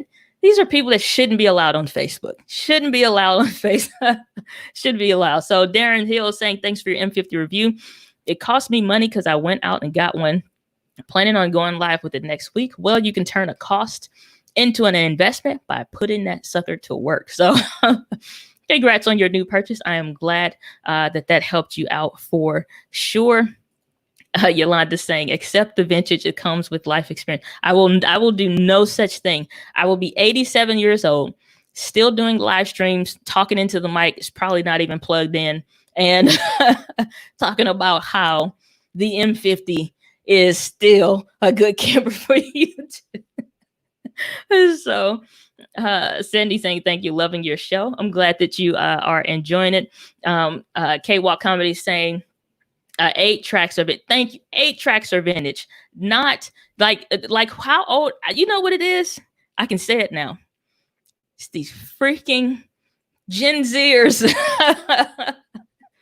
Let me tell you the disrespect from my family, and I promise I'm gonna get back to the chat. Okay, let's pause for the cause. The disrespect in my family. First of all, they say I drive like a bat out of hell. That can neither be confirmed. Okay. However, they'll also, like my nieces and nephews, because I have, for those of you that don't know, I come from a very big family. So I have 21 nieces and nephews, a great nephew, have a great niece or nephew that's on the way as well. So huge family. I'm literally the only one without kids, trying to keep it that way. So it's like, they'll be around and be like, oh, Auntie Diana, let me get some this, that, or whatever. Or back in your day, did you have, get out my house. If you're going to start your sentence off to me back in your day, get out of my house. I was just in high school 2 years ago. It feels like, even though 2006 is not where it's at. And then it's like to the point I'm working with people when I worked at the bank that were like, oh, I started working here in 1988. It's like, yeah, that's when I was born. So that's vintage. It's just like, the disrespect out here in these streets from these children. I'm sick of it. I'm sick of it. Okay. So Cancer Stories and Inspiration Queen Bee saying, thanks, Diana. We'll send a picture of my video creator outfit when I wear it. Okay, awesome. She's talking about the wonderful shirts that you can get here at diana.link/shop. Yeah, if you want to pick up one of these shirts and support the channel, in addition to some leggings and some other stuff. I have some other designs that are a little bit more universal. Of course, there's going to be a shirt with a mathematical equation that says white chocolate is greater than dark chocolate. Okay, it's a mathematical equation. Okay, we're going to solve for X. We're going to use the Pythagorean theorem. We're going all the way. Okay, we're taking it back to high school math. Okay, math and sciences and all that good stuff. On the periodic table of elements, okay, it's going to be a white chocolate candy bar. I'm doing 83 designs. I'm just kidding. But it'll be some other stuff coming to the channel and coming to the store for that as well. So Ethan, good to see you. Glad you're here. Saying, when do you start your menstruation? What? What the hell kind of question is that, Ethan? That's not even acceptable. So Gian saying, where my Atari pole position. Oh yeah, pole position. That game was on point for sure. So yeah, man, that's what I was saying. Like Atari games and stuff like that, pre-Sega Genesis, that is something that I'm more like, okay, that's vintage, you know. But just the fact that like games and stuff is starting to be, you know, I'm not gonna get on a tangent here because I could, but it's just the fact that like those Pokemon games and stuff like that, it's like $140 on Amazon. I was like, yeah, no, I could buy 2-3 memory cards with that or some cheap knockoff lens somewhere. So K-Walk Comedy is saying, I don't know what bothers me more as a former math teacher, the abuse of Pythagorean theorem or the praise of white. I can't. Hey, you know, listen, all I'm going to say is that you subscribe to the channel. It is what it is, right? So you got to do what you got to do. You subscribe to the channel. It is what it is. So let me see real quick before I wrap up here for a minute. If there were any additional questions, and if I didn't see your question, just copy and paste it again, and I'll try to get to it. But we got about 30 seconds before I wrap it up here and call it good. I'm just scrolling back through the chat to see if there is any comments that I missed.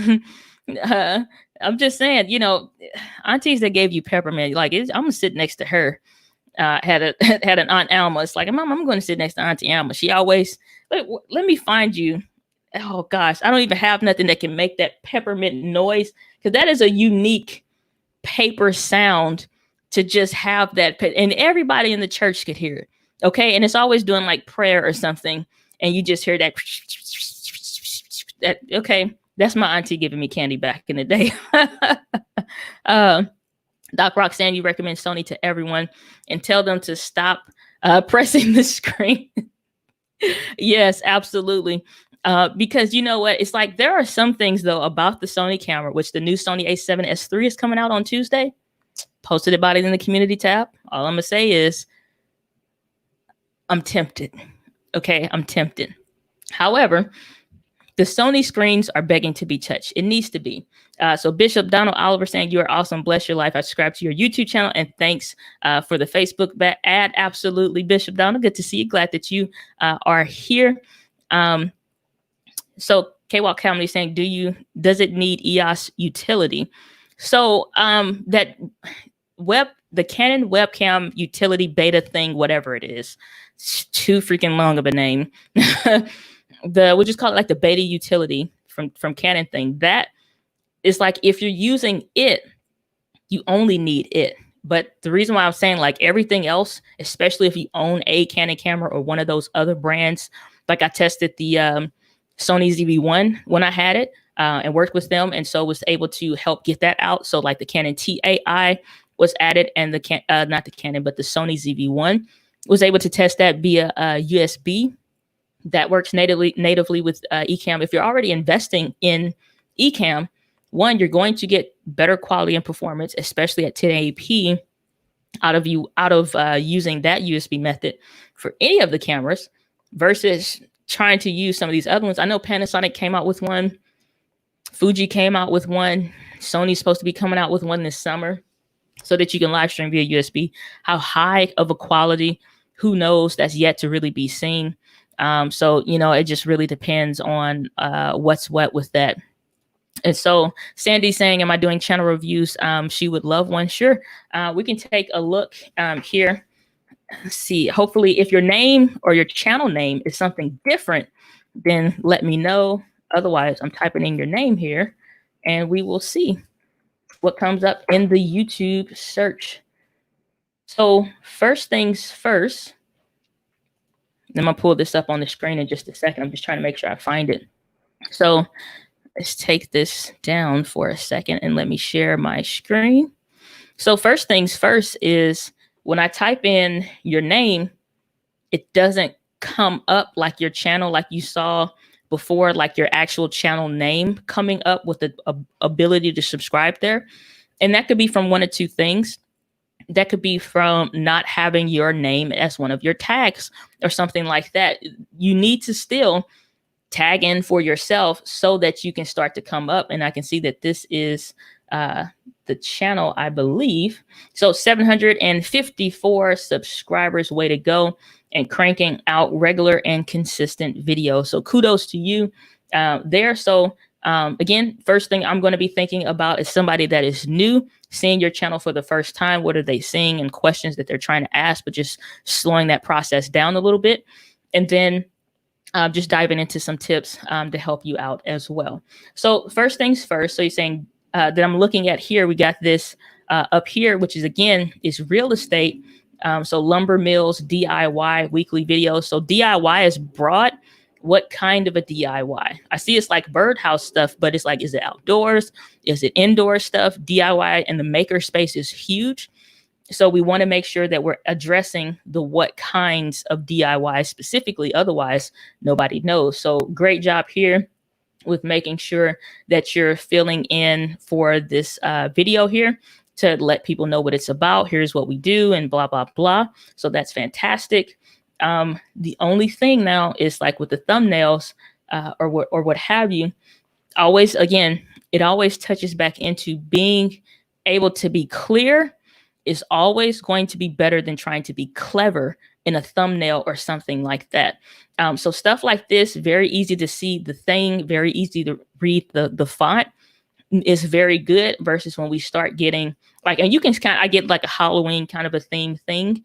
That's fine. But any pictures also need to be clear.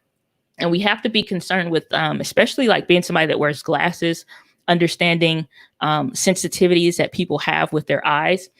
If people are trying to see this, sometimes this like highlighter, super bright images or whatever, like imagine a thumbnail being all red and black font or whatever, or a lime green. It's hard sometimes for people to see that. So I would be concerned with doing that and like the certain kinds of font. So just be aware of that kind of a thing. But overall, I would probably rearrange some things on the channel. So the uploads is here. They can already find that or will find that at some spot, but I would change that and maybe move this up here or create a playlist that says if they're new. Like, so you have to dial into again, the who are you helping with what specifically, so that that is easily addressed, helping you make outdoor designs, or helping you make outdoor whatevers, so that people are aware. So if they're new to doing that, you can make a playlist that fits right here, so that before they come below the fold, whether on their phone or whatever, they're going to get the welcome video. And this should be, if you're new, start here. That's usually what that first one should be. Not necessarily so much so the recent uploads. That should be probably like second or somewhere thereabout.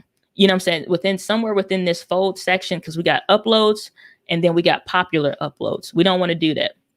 It's fine if you got one of them as uploads, but both of them shouldn't be, because they need to be able to easily and clearly navigate your channel and know what they're going to get out of it and what it is that you're going to teach. And so I can see like it's birdhouses and stuff. Let me go to the videos tab here again. And so it kind of looks like more things that they can do outdoors. So I absolutely would start with something that's like the basics. And then 2, going back and cleaning up these videos that don't have thumbnails. Some do, some don't. You got to clean that up so that those have some thumbnails in there. So let's go to, for example, let's take a look at the videos. So unfortunately, you won't be able to hear. So pause for the cause. This is automatically a no-no. And here's why. Real estate lost. You can record on your phone, but record like this if you're going to be doing something instead of like this. And so if we're going to post something on YouTube, let it be for YouTube, or at least making it something so that, like, because sometimes I'll add in like stuff from Instagram and that's native for that platform, but I'm putting like, this is from Instagram and here's where you can find my name and blah, blah, blah. So if this is a clip from like Instagram, go ahead and throw in like a little lower third or something, so that people can start to kind of dial into that. But we never want to just say, well, here's something that I have and, you know, take it or leave it kind of a thing. We need to be creating for the platform. And just scrolling through, this video is tall the whole way through. And so even though this is the case, doesn't mean the quality is bad, doesn't mean it's a horrible video, but we want to make content specific to YouTube, because even though that they have that ability for mobile, that's not something that really took off. That vertical video on YouTube, them just trying to copy other people, that's not something that really took off on YouTube. So we want to, if we're making content for YouTube, we need to stay consistent with the things that people on YouTube are expecting to see. Because if they really want to dial in and zoom in to see this kind of a stuff, it's already small to begin with, and the smaller the device is. And then you've got DIY, how to plane wood. And so if we go to the description here, description is, you could use a little help, you know, needs a little seasoning. Okay, yeah, it's a little seasoned chicken there. So let's go ahead and fill this out. Where can they find you? Where are some other things, and so on and so forth. And then when we look at like the tags and stuff like that, actually, let me clear that. And we start to see if we're adding tags and stuff that needs to be relevant, how can somebody find us? They're not finding us with any of these things, tools, machinery, planner, like they're not the how-to wood. These are no-nos, and it's not like attacking you, obviously, or nothing like that. But these are no-nos when it comes to YouTube content in general. We do not want to do this, because it's like saying money or save money. We're competing with the Dave Ramseys of the world that are way more well off, or just DIY in general is something that people are not really searching for, or what have you. So we need to make the content consistent with that. So let's go up here to search and let's flesh this out a little bit. How to plane wood. Okay, so now we can see some stuff based on YouTube search. And I'm gonna expand this out so y'all can see this a little bit more. As we're starting to search for this stuff, we can see how to plane wood without a planer, how to plane wood, how to plane wood with a hand planer. So I don't know any stuff dealing with this. However, YouTube is always going to tell us what people are searching for and what they're trying to figure out. Now, to the tune of 260 people are searching for that per month. So the first thing that needs to be in your video is how to plane wood. If it is without a planer, for example, then we need to add that. If it's how to do it easily, we need to add that. You know what I'm saying? So if it's just, let me go back to the video because I should have opened it up in a new tab there. So let's pause. All right. So let's pause. So when we come back, we see 4-sided molder planer. So if it's how to plane wood with a 4-sided molder planer, then that's what it needs to be so that that person understands what they're going to get from the video, kind of a thing. So if we want to search again, let's go up here, search this, how to plane wood. Okay, now we can start seeing how to plane correctly, how to use a planer to make boards smooth and fast. Now we're finding things that make more sense when it comes how to use a planer to make boards more smoothly. These are things that people will care about. These are things that not just a search term or phrase or whatever, because there's plenty of people searching for that per month. Even YouTube is just as a general grade is saying, you know, that's pretty good or whatever. But this is the key thing. The thing that you're going for, like the video that's about, and then the person that's going to be most helpful with it, or how to square, flatten, dimension rough boards by hand. These are like identifiers to tell them if I go back to how to cook rice, I'm going to see stuff like with a rice cooker, with a pot, with a saucepan, because I'm trying to get specific, not just the how to do a thing, but more specifically for the person that you're creating the content for. So if it's using the whole 4-sided molder planer, if nobody's searching that specifically, figure out before you long create the video, identify that title and start doing some additional research to really dive into that kind of stuff. And then, like, again, if you're using TubeBuddy, I'm gonna plug it every single time, dyna.link/TubeBuddy, you know, how to use a wood planer, or how to plane wood without a wood planer, how to plane wood with a hand planer. So even still, it's like, if it's something like this, give some kind of context to what's going on, whether it's a voiceover, which I obviously am not listening to this just yet, because you guys can't hear it using StreamYard, unfortunately. But it's like, if you're going to give some kind of explanation or the what's or something like that, or help them navigate through that content, that is something that's significantly more helpful when you're navigating how can somebody do X, Y, and Z specifically in the way that they're trying to do it, if that makes sense. So, man, y'all got some more super chats in here. So let me see here. My goodness.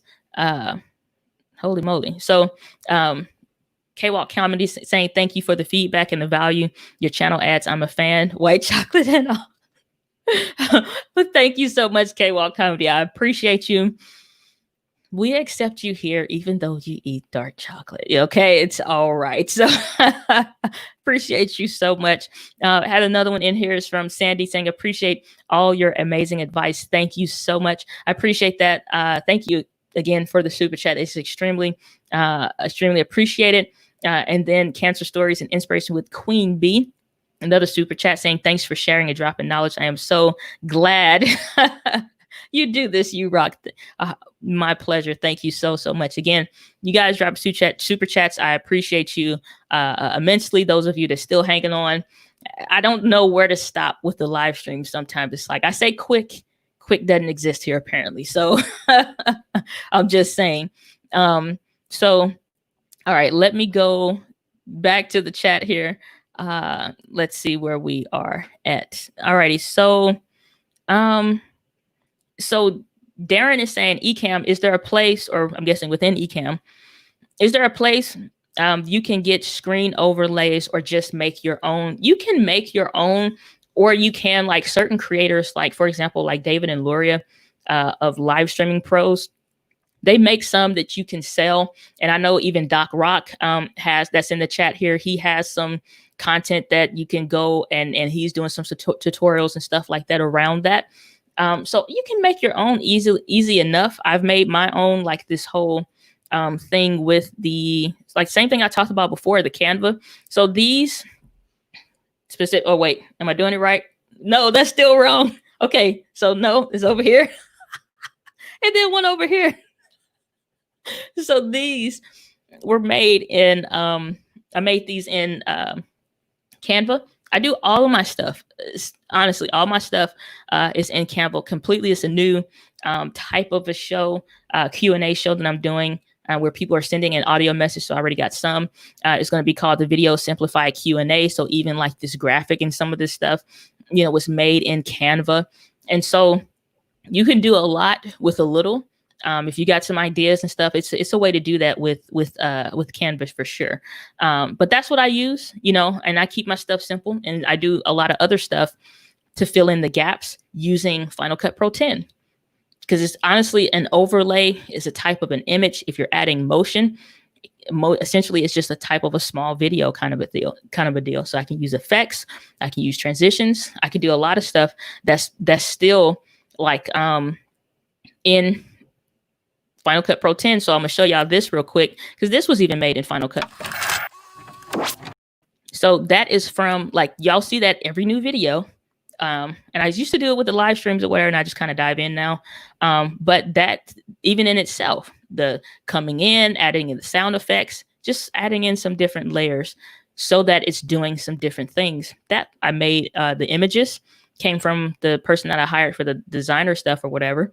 And other than that, adding in some sound effects, adding in some motion and things like that, and kicking that out as a little small video.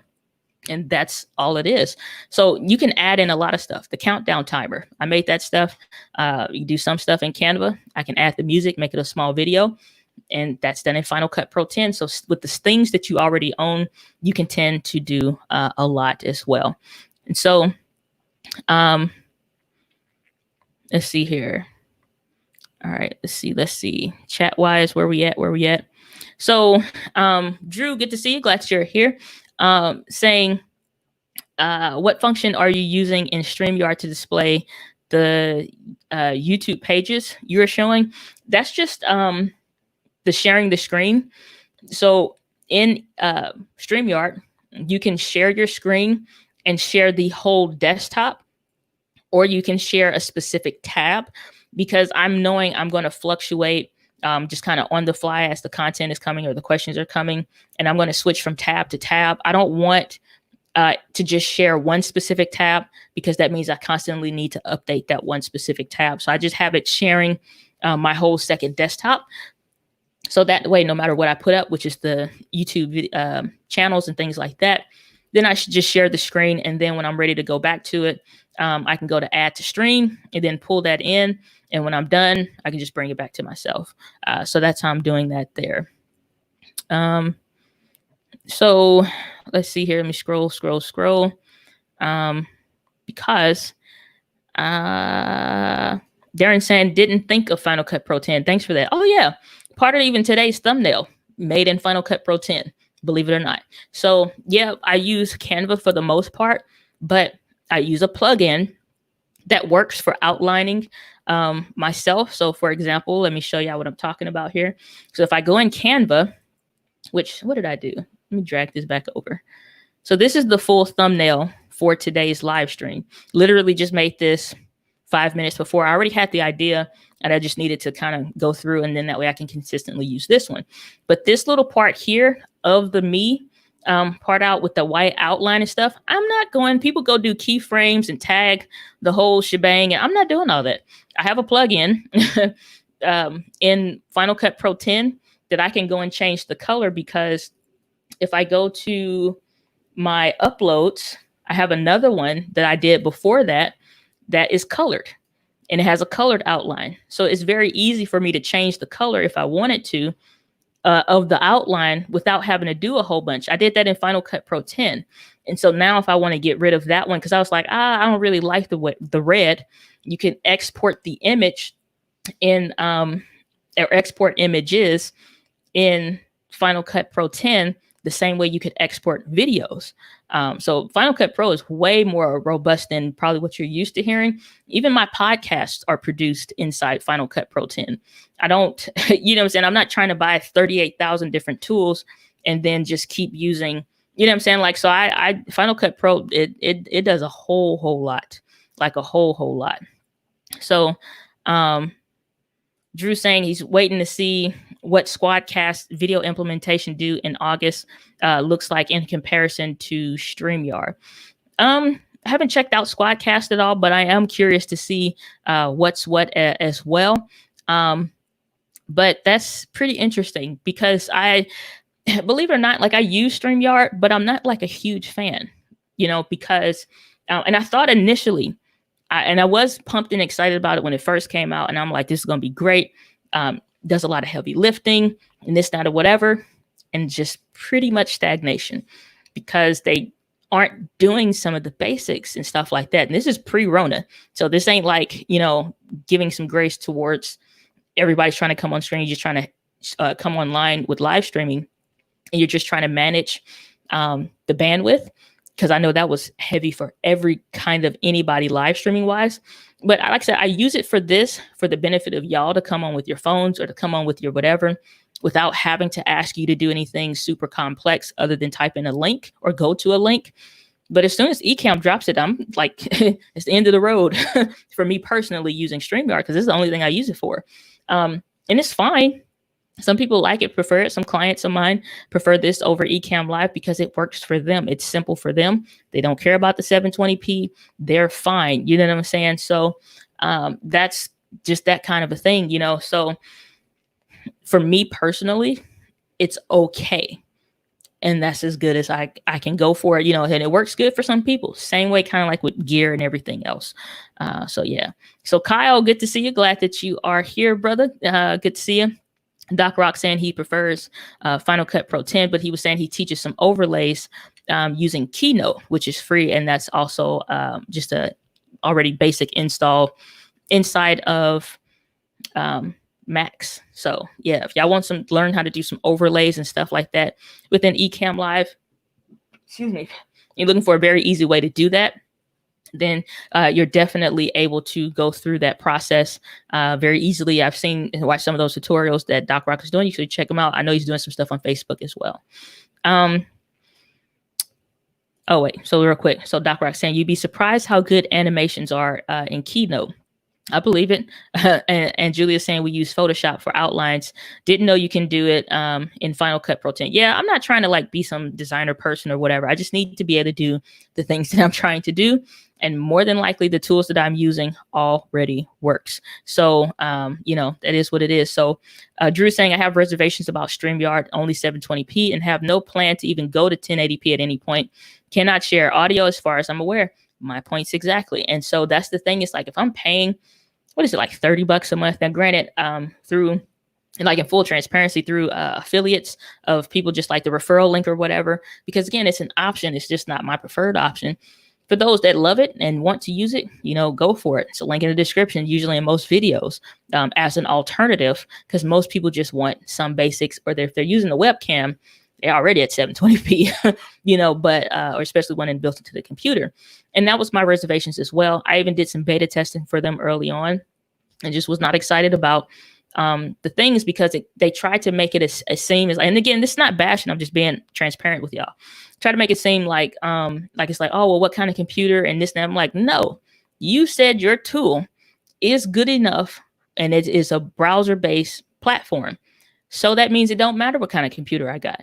If I'm using Ecamm, which is a dedicated software, and I don't have syncing issues, this is y'all's problem. And I would have dropped frame rates and probably still do even on this live stream, no matter what I'm using or how great the tools are or whatever. And so they made sure the audio was okay, but it's like some basic things. 720p is like, well, most people's web camera. It's just like, no. Ceilings, features. That's like saying, well, most people just kind of use one button on a remote control. So we give people one button remote controls. No. It's like, who does this? So, I mean, it's like for those that like it or love it or it works for them, kudos, you know, but it's not my preferred thing. And the fact that one of the things that I loved about Ecamm so much was the fact that like I say something is a problem or I submit something, not like I'm the man, but it's just like you submit something, stuff gets said. It's just like, we can fix that. Or I, message them like, hey, got the ZV-1, people asking about stuff. They hit me up like, yeah, can you do a test for us for the ZV-1 since you have one, testing with some other people? Sure, it works. Instant release, instant update. We ain't waiting no 6 to 8 months about it. Instant update. Now, I did the camera as a rental, but I'm like, yeah, I got it. I can test for it real quick and see if it works, or here's some problems. Hey, can you send us the diagnostic log? They're very concerned about curating their community and the people that are spending money on their stuff. So if you want more money, you can't offer less. My opinions, and that's where I stand. So I'm not always a good brand evangelist for everybody, but it's like, I support those that support us, that are, you know what I'm saying? So I ain't seen no significant updates, and they would do, I'm in my emotions now, I can tell. So, so full transparency is you was sitting on the sofa. That's all this is at this point. Cause I don't bash one and not the other. Cause if it was something that was wrong, I'm like, yo, like one update at one point, I remember it was the issue with the audio, and I'm like, hey, Ecamm, issue with the audio. What's this? Can you send us a sample? Yep. Like, oh, can you check this out? That's okay. It's just like, okay, we'll fix it. A couple days later, it's fixed. You know what I'm saying? So like, if I'm giving you some kind of value through money, my exchange is the value of the software, the tool. That's not working out, the money stops. So the only reason I'm even still using StreamYard, because even like if nobody had used StreamYard, yeah, I'd see that watermark, because it's just like, me, this is me. Y'all take y'all own thing for what you want to do or not, but this is me. You know what I'm saying? So just keeping it real. Let's see here. Dee saying pricing for the pro version of Ecamm is the same as StreamYard basic plan. So Ecamm best is pricing as well. Yeah, and that's another thing too. It's like, for the price, you know, $30 is kind of steep. Kind of steep when you just getting you know what I'm saying, getting some things. So that's all I'm saying. Jimmy, good to see you. Glad you're here. Saying thanks so much for everything. Appreciate you. Kyle saying StreamYard has produced great videos for us on Saints News Network. Can't notice a difference since it's not 1080p. Different strokes for different folks. I'm just telling you my truths, my brother. Telling you my truths. Color work. Listen, in St. Louis, we already got a double R problem. So I'm just going to completely leave off the Rex. Is that what a color Rex? How do you like the Comica mic? You mean these that have been sitting on my desk? I did test them this week, just not as extensively as I would like. So these Comica, for those of you that probably want to see it, these Comica Boom XDs that are similar to the Rode wireless Go's, I like them a lot. More that I'm trying to not to be a fangirl-ish mode, like, oh my gosh, this is so much better. But it does make it to my Bee's Knees Hall of Fame because of how good they are. Seriously. And it's simple. Sometimes simplicity wins. Simplicity wins simply because you can have the same thing like the Rhodes, built-in microphone. It actually comes with a lapel mic. You can get the option where you can have 2 people talking and it's going into the one receiver type of a deal. And you get a headphone jack. It's not many things I care about, but a headphone jack does it for me. And it does a good job. So I'm really enjoying them. I'm just trying to put them through its paces to see the limitations, because I don't want to just make a video and fangirl out about it. And then it's just like, oh, but it sucks in this one area. And then I didn't mention that.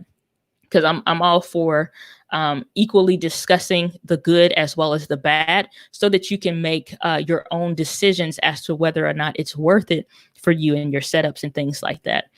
Julia saying, gotta go, Diana. Thanks so much for this live helpcast. Take care. You as well, Julia. Good to see you.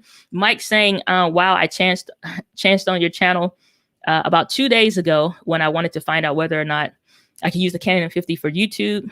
Saying, are you please using the M50 for this live stream? Indeed, I am not. And saying, by the way, I love your content. Oh, my pleasure. Thanks so much. Appreciate that. I'm glad that you're enjoying it. No, I actually, for as many videos as I've done on the M50, I've done a ton of videos while I was actively using that camera. However, because I'm I do video production work in addition to just my own personal interests. I use Sony cameras now and have for the last year.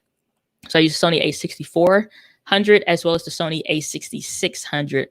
So what you're looking at right now is the Sony a 6600 and the Sigma 16mm lens. Dee is saying there's an update every week on Ecamm.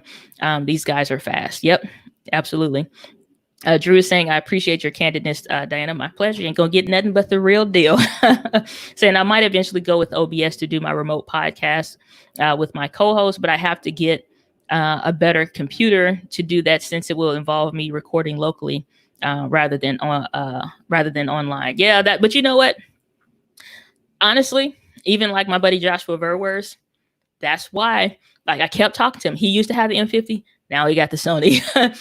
He still is a PC person, but he also bought a Mac because he tried with vMix, which is a good recommended software, but different strokes for different folks. And I kept telling him, he's just like, man, I'm just sick of this and I wish that. And I'm like, I'm telling you, man, go Sony and get you a Mac so you can use Ecamm Live. And he literally bought a Mac so he could use Ecamm Live. Now, he still uses PC for some stuff, but it's like you don't need an extremely powerful computer to run Ecamm Live. And the fact that it's automatically recorded in at least 1080p, or I'm guessing whatever resolution your kickout is or your output is, and it's already there on your computer, even though your source, like to YouTube or whatever, is there also. So, I mean, I highly recommend stuff that I actually use and put my money behind and all of that stuff. You know, it's just like, so that's why I was giving them away, like with the annual subscriptions last week. Now we were doing like the Wheel of Wonder. I'm giving away some stuff on the channel. You know, just like I put my money behind what I actually use and what actually works and what I've put through the rigors and done testing for, because like I can show y'all. That's what I was saying. Like, I need to do one about like being able to live stream via USB using the Sony ZV-1. Problem with that is I do a lot of live streams and stuff like that where my hair looks all ridiculous, and I got like hairpins and stuff like that in my in my hair. So like, if you look at like some of my live streams and stuff, so like this one is one that I tested with the Sony ZV-1, and then this is another one, and I literally have like what is it, hairpins or whatever. So like, these are tests that I did. I'll do a ton of private tests. Like, even when I first bought Ecamm, ain't no different. It's like, if I'm putting my money towards something, I want to test it fully and test the limitations. And Ecamm just continues to max out. So I tried a new MacBook Pro with Ecamm Live, make sure that worked. Then I tried it with the ZV-1, make sure that worked via USB and all of that. And so it's just like, so some stuff, it's like the reason why I didn't do the video, because I'm like, man, the only footage I have of it, because I didn't do a dedicated test, I was like, I got hair clips in my hair. I said, I ain't going out like that. So, you know, it is what it is. Color Works. I was saying thank you. It's pronounced Color Works. Okay, great. Now I don't have to struggle so much with my English saying, and thank you for the reference on Ecamm. Went from StreamYard to Ecamm because of your review. Okay, cool. I'm glad that that's working for you. Bobby's saying, I love the Wheel of Wonders. It was so fun. I was lucky enough to get one, and I haven't figured it out yet on my Canon M50. To my MacBook Pro is not showing up. I don't know. I need to figure it out. So literally check your cable. Because not all USB cables, and it's just like a little, this is a USB-C actually, but it'll work for demonstration. But not all USB to USB that fits, the USB micro that fits into your camera, not all of those transfer data. Sometimes you're not doing anything wrong. You just have a cable that can't transfer data as well as the other information as well. So that's the only thing. Make sure your cable, I usually, if I'm trying to find the cables that work and all of that stuff, I'll go grab all of the cables that I have, these USB to USB micros or whatever, and I'll see, is it a charge only cable, or is it one that can also transfer the data and do a good job of it? So for example, if you have like a Chromecast or you have a Fire Stick, those typically are the right kind of a cables. I know at least for the Fire Stick it is. I went and unplugged my Fire Stick. I'm like, let's see if this cable, it should work. And it works well. And it's probably like the best cable that I have. So, you know, tell the kids to stand in the corner while you live stream and use the cable. But, you know, it's like you can, like, that way, you know, which cables work. You're in a pinch, one goes out, or like I did, like seeing I streamed with the M50 via USB for 2 years. That cable passed away. Do you hear me? It just, like you saying, the threads come out, just wires. It's starting to look like a science experiment. I'm like, let me just throw you away. Electrical tape ain't gonna help. You know, we're far beyond the scope of bringing you back. So that's something that you can do, and just test a different cable. Colorworks is saying, how did you just draw the red box on your screen? I'm using Chrome, and there is a plugin called Page Marker that you can get for free so that you can do that. I picked that up from TubeBuddy's live streams, and I was like, oh, that'd be super helpful, because sometimes you can't always see like the mouse pointer, and it's good to be able to point that out. My buddy Rob Balasabas from TubeBuddy as well. He does that on his channel and live streams, does a bunch of amazing content. Absolutely worth checking out. In fact, let me pull up Rob's channel because he literally was just doing one today. And it's extremely helpful for those people that are doing any kind of education, something you're trying to dial into something with pointing out specific stuff. It's super easy just to be able to scroll, or maybe some of y'all in the maker space, you maybe have a pen tool or something like that physically. I believe Rob does that as well. And so like this is Rob's channel.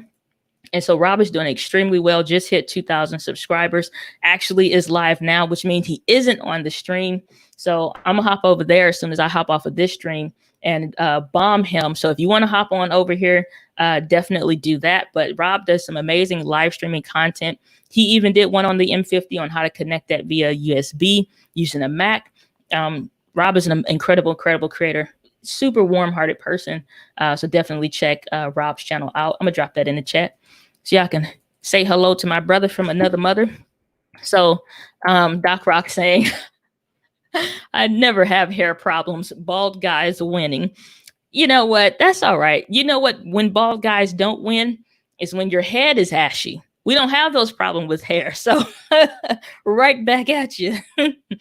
Saying my webcam on the computer keeps showing up. How do I get it to go to Canon instead of the external webcam? Well, you would need to, and this is for eCam specifically, you would need to have your Canon hooked up via USB. Again, make sure that cable works.